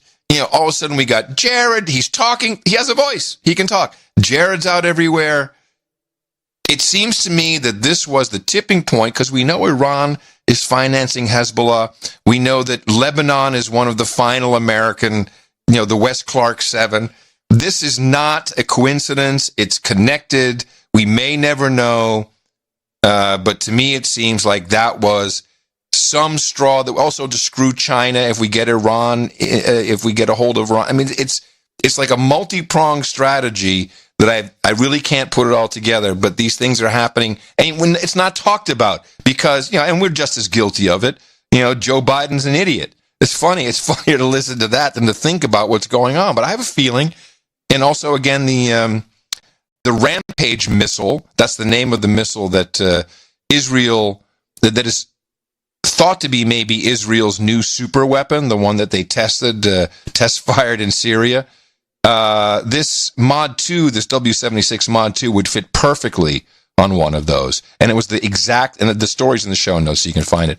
And it's the exact same type of shockwave blast, relatively limited. And it causes a certain type of destruction, not like a bomb filled with shrapnel and nails and God knows what else. So I'm thinking it was some kind of message. And it worked because stuff happened. Well, something's going on. Yeah. And Joe Biden is an idiot, but he's fun. I like him. I'm going to show my support by donating to No Agenda. Imagine all the people who could do that. Oh yeah, that'd be fab. Yeah, on No Agenda in the morning. And we do have a few people to thank for show 1270. We're up to 1270. Yay. Heading to show 1300. That's what we're doing. Starting with Michelle Small. Hold on. There we go. You all right? Michelle, I move the mic when I do this. Michelle Small, 12358. Top of the list. Tim DiNardo in Cedar, Minnesota. $100. This is actually a very short list, so. Joseph Harrell in Moyock, North Carolina.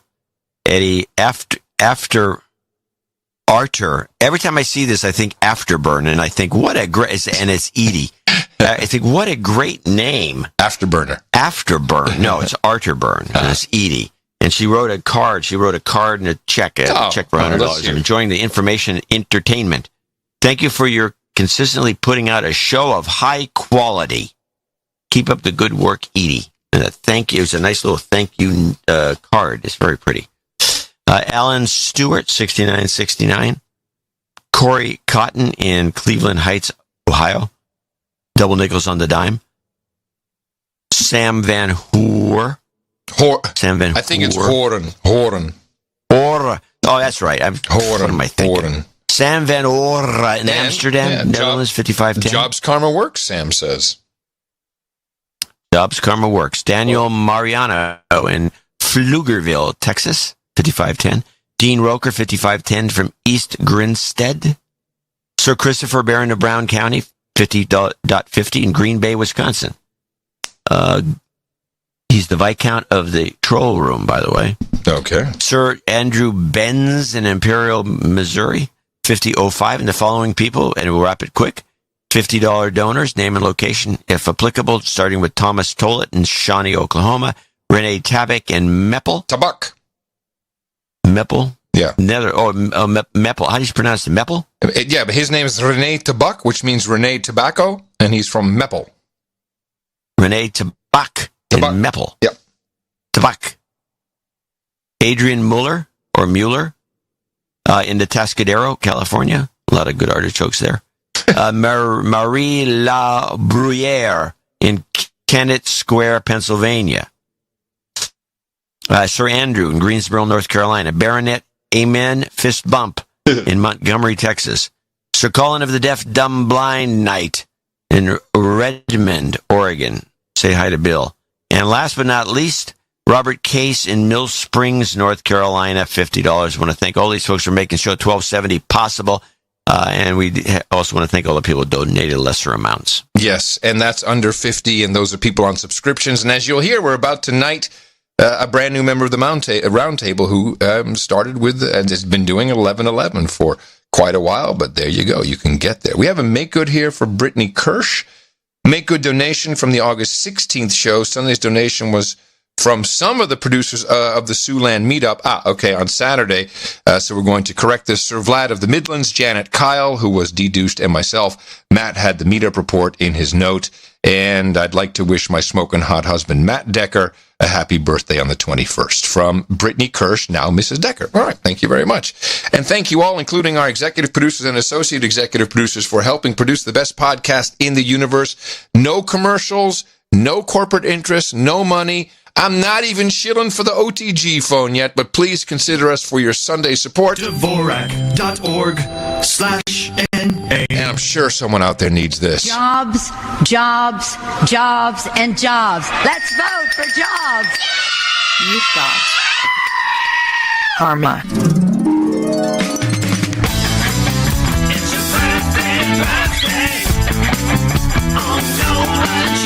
20th of August, 2020. We've barely been outside at all this year. And here's what's going on with the birthday. Stas Gomberg says happy birthday to his fiancée, Gilana, celebrated on the 13th.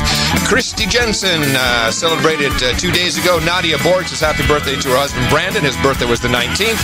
And Sir John Rutter says happy birthday to his wife, Kelly. In advance, she'll be celebrating on the 22nd. Happy birthday from everybody here at the best podcast in the universe. It's your birthday, yeah. Title changes, turn and face the slate. Title changes. Don't want to be a douchebag. Title changes. Sir Joe of Delaware, with an additional $1,000 to the account, becomes the Baron of Old Bay. And as you heard, Sir Tim of the Tunnels, now the Baron of Goat Island. And thank you both, gentlemen, for your courage in supporting the best podcasts in the universe. We have a dame and we've got 3 knights, and that means a good old sword needs to be brought out. Here you go. Here's the big one. Ooh. Almost poked my eye out. Stas Gomberg, Ronald Schull, Bashir Osman, and Kelly Rutter, step on up to the stage here. All of you have joined, about to join, the No Agenda Roundtable of our Knights and Dames, thanks to your support in the amount of $1,000 or more. It's a true honor to have you all here, and I am very proud to pronounce all of you in the following manner. Sir Gomberg of the Northeast Legal Isles, and he is a Black Knight. Sir Deep Thought, Protector of the Backyard Farm. Sir Bashir and Dame Nana Banana. For you, we've got Hookers and Blow, Rent Boys, and Chardonnay. We also have crab cakes and dogfish 90s. And if you want, we've got the mutton and meat. It's a staple at the table. And please go to noagendanation.com/rings. Hand up some of your info, especially the ring size. Let Eric the Shill know that.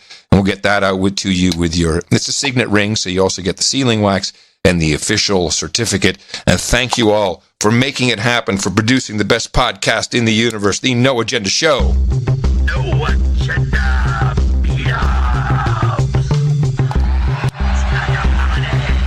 Just like a party, noagendameetups.com is where you can find other No Agendans and other people in Gitmo Nation who just like to hang out. In fact, would like to speak and meet other people, children from other lands. What are you doing? It sounds disgusting. Oh, jeez, this is Mike. What are you doing? Don't ask. Just please continue, sir. Okay, I won't ask. Instead, we shall go to meetup reports, which we have. This is, I don't know what you're doing, man. We got a real quickie here. This is from Chris and DC Girl, who I think had they must have had a little meetup together. Hey there, this is Chris. And DC Girl. We're being rebellious at the Rebellion restaurant here in sexy South Arlington. A little meetup for two. We are definitely less than 6 feet apart. We are definitely less than 6 feet apart in the morning. In the morning. Oh, okay. I don't know if there were more people there. We got that one. Then there was the Bridgeport meetup. All right, we are live from Conshohocken Brewing Company, Puddlers, the Bridgeport meetup, Adam and John, where we are fucking ourselves and staying safe. This is Sir Scatman of Norristown. In the morning, it's Mike. Hey, Jason DeLuzio from Chad's Ford here. Hey, this is Jay. We're all here doing the work. William Alston from good old Baltimore, soon to be El Paso, Texas. All right, thanks, guys. Thanks for keeping us sane during this really trying time. All right. Well, thank you all for meeting up and hanging out. That is what a meetups. I mean, meetups are. If you like hanging out and you like beer and you want to talk about anything without being worried you're going to trigger somebody, these are the places for you because you can be as clumsy as you want. Tomorrow in Amsterdam, in Lokaal de Stad, there will be the Amsterdam No Agenda Meets TPO podcast meetup too. So this is Sir Roderick and the team from the TPO podcast and the No Agenda podcast, a collective meetup. Very excited to hear how that went. Get us a report. So Saturday, flight of the 006 of the No Agenda at Long Beach. That'll be at 3:33. Leo Bravo hosting for you. Also on Saturday, the Philly PA Local 76, Moriarty's on Wall Street. Midland, Texas on Saturday at Chili's in Midland. And we have, of course, Sir Jesse Coy Nelson in Busan, Korea, 7 o'clock Korea Standard Time. Meet at the Angel in Us, and we'll migrate elsewhere. Okay, details on the website. Sounds like something fun. And then this coming Sunday, Michigan Local 1 at 12 Eastern Time. Shooting and eating. Bring your own guns, or we can provide them. Meet at Linden Sportsman's Club. I love No Agenda shoot-ups. Those are the best. Douchebag Pat organizing. Also on the way, the 29th, West New York Local 8008. Berlin, Germany, Northeast Ohio, another Midland, Texas on the 29th. Rescheduled is the Columbus Grove City, Ohio. That's moving to September. And we have just a lot in September. Oh, yes, August 30th, Anaheim Hills, California. Go to noagendameetups.com. You can find a meetup near you. And, of course, if you don't find one near you, all you have to do is start it. It's that easy. noagendameetups.com. Sometimes you want to go hang out with all the nights and days. You want to be where you won't be triggered or held to blame. You want to be where everybody feels the same. It's like a party. Like a party. Exactly. Just like a party. All right. What else we have on the docket for today? A couple of interesting. I have a side bit here. All right. We had a guy that was a donor recently. He was actually anonymous, but his last name is spelled Kopcak. And I worked up a whole thing because I was saying, how do you pronounce this guy's name? And people don't realize this. A lot of names obviously I pronounce poorly, but when I have a real zinger, I always check it out on one of the pronunciation guides. And there's a bunch of them. Mm-hmm. So how would you pronounce Kopcak? Kopcak. It's not right, but what about this? Yeah, it's not right, but you want to say Kopcak. Well, I would pronounce it Kopcak. It's probably Kokak. The P is probably silent. I have, actually, I think in clip 1, there's 2 different pronunciations, and on clip 2, there's another one, but I think they repeat. So these are the pronunciations that come off the guys, and they contradict. And now who is this person? One of our donors. Kopcak. One of our big donors, but he's anonymous. Okay, hold on. Kopcak. Kopcak. Kopcak. Kopcak. Kopcak. Kopcak. What program are you using for this? That was one of the...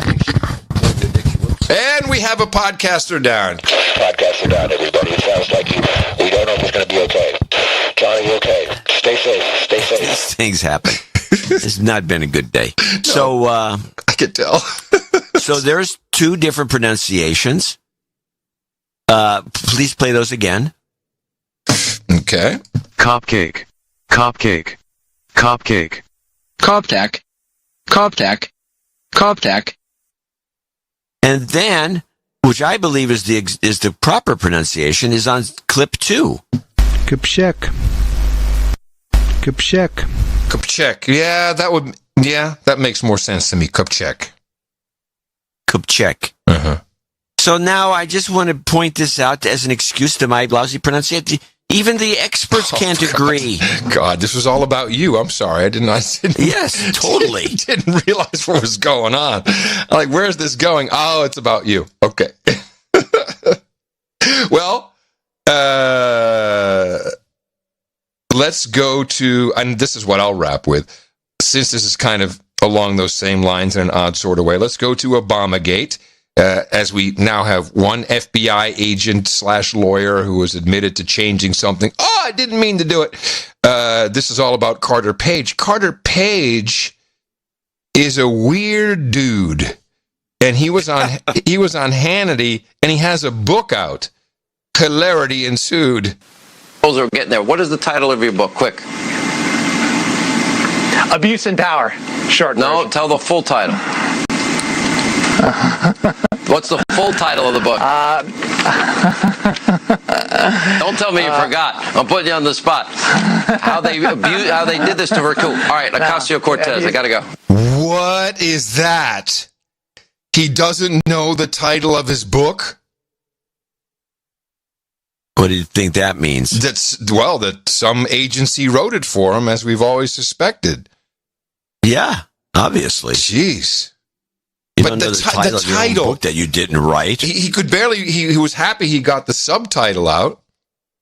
The guy's a weird dude, but now he loses credibility in my book because of his book. And my book, I know the title of my book. It's Podfather. Done. Will I have one last educational clip we can play and we can wrap? No, I just want to do two more. One quickie, and then we can wrap. Okay, then we can just do that. We'll do the educational clip on Sunday. I don't want to make the show longer we don't want than it to. needs to be. Let's not leave anyone with any. Let's not make people smarter at the end of the show. No education for you. Senator Dick Durbin, was talking about the emphasis on the word Dick. Dick Durbin, talking about Flynn. And I'm not quite sure where his head was, but listen, so he's talking about the problem with Flynn being, as we know initially, he was talking to the Russian ambassador about what I believe are typical things you do as an incoming national security advisor, but that was seen as, it was a quid pro quo. He was trying to, whatever he was trying to do. Dick Durbin says this. Spying on the Trump campaign, here's what it boiled down to. The intelligence agencies were, in fact, monitoring the conversations of the Russian ambassador to the United States.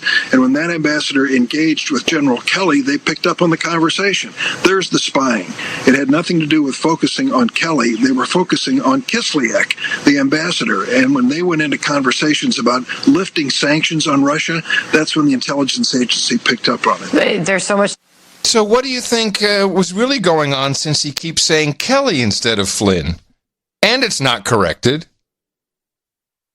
It was General Flynn, not General Kelly. Well, that's interesting. So that's a massive, just pure mistake, or the guy's got something in his head about Kelly, and didn't Kelly kind of leave in a huff? Kelly had to be front of mind to say Kelly. You don't just say somebody's, I don't call you Schnitzer for no good reason. Well, you can if you squeeze my butt while you do it, but that's the limit. Yeah, I'm not going for that. Nice try. Well, then I don't know what's going on. I don't know what's going on. No, it's baffling. It's strange, isn't it? They probably were spying on Kelly. Or maybe Kelly was spying on others. Who knows? The fact that he said, didn't Kelly kind of leave in a huff? Yeah, he left in a huff, and he's probably borderline voting for Biden. He was never a big Trumper. No. Oh, no. He was thrust on Trump by, the other anti-Trump people. Yeah. Final clip for me, then, is the Money Honey Trump called in, and for the world's longest interview. Yeah, well, 49 seconds is what I thought would be good enough for us. They spied on my campaign, which is treason. They spied both before and after I won. Think of that. Using the intelligence apparatus of the United States to take down a president, a legally elected president, a duly elected president of the United States. It's the single biggest political crime in the history of our country, and I hope they're doing a job. I hope they're not going to be politically correct and say, well, we want to go, let's get the lower guys that forged the documents going into FISA. Let's just get a couple of the lower guys. I hope they're not going to be. Bill Barr can go down as the greatest attorney general in the history of our country, or he can go down as just an average guy. It depends on what's going to happen. He sounds serious when he does that. And I think he's frustrated because this guy, everyone around him is in some way corrupt or rotten. Bill Barr is completely compromised. Look at where he comes from. Look at where he was. Look at what he was doing in different administrations. Man, my God, his father hired Jeffrey Epstein to teach at some bogus class in his school. So who knows if Bill Barr is going to actually send anyone down the river? It's wild. Yeah. That's wild, but it's also good. Go podcasting. Lots of stuff on Sunday. In fact, they will give you a Go podcasting update. John will have something educational. And a barrel full of laughs. We have, by the way, it was Shannon Pettypiece, the reporter for NBC, who asked the question, so I'll have to look into her. We got Nick the Rat coming up. Name for radio. It's it's also a good spy name.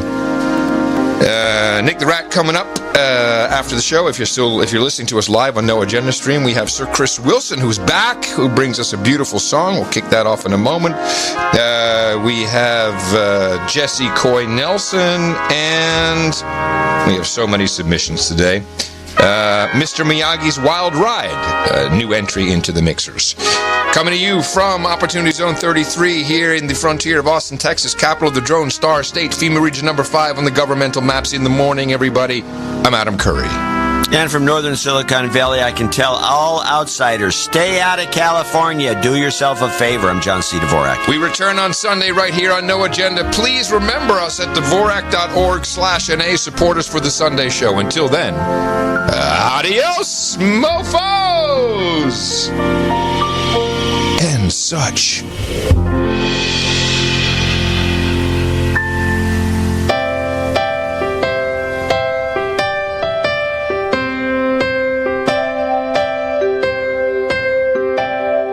Why does phlegm suddenly appear every time you are near? Just like me, you came to be COVID too. Why do bats fall down from the sky every time walk by? Just like me, you came to be COVID too. On the day this bug was born, the scientists got together and decided to make some toxic goo. Well, they sprinkled AIDS dust on some slimy mold and sold it as bat stew.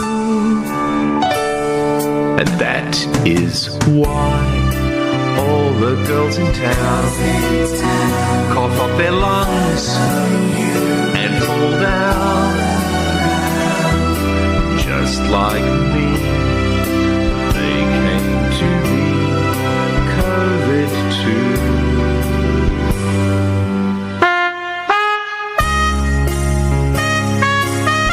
Specifically, have you taken a cognitive test? No, I haven't taken a test. Why the hell would I take a test? Come on, man. Look. Good afternoon, everyone. Welcome to Kingswood Community Center. Actually, that's the one down I used to work. That's a joke. You didn't know where we were. Anyway. And they literally had to take the top of my head off. I mean, they take a saw and they cut your head off. And look, come on, man. Did you watch that? Look, come on, man. I know. What are my chances of getting off this table and being completely normal? If he can't figure out the difference between an elephant and a lion, I don't know what the hell he's talking about. Every profession has their sick jokes. In good times, communities of color still lag. Think of the millions of children who are sitting by the television watching that cop smash the head of George against the curb. I shouldn't say it. I'm going to say something I probably shouldn't say. It's a joke. I'm going to beat Joe Biden. You wear the mask so you don't make somebody else sick. Sick.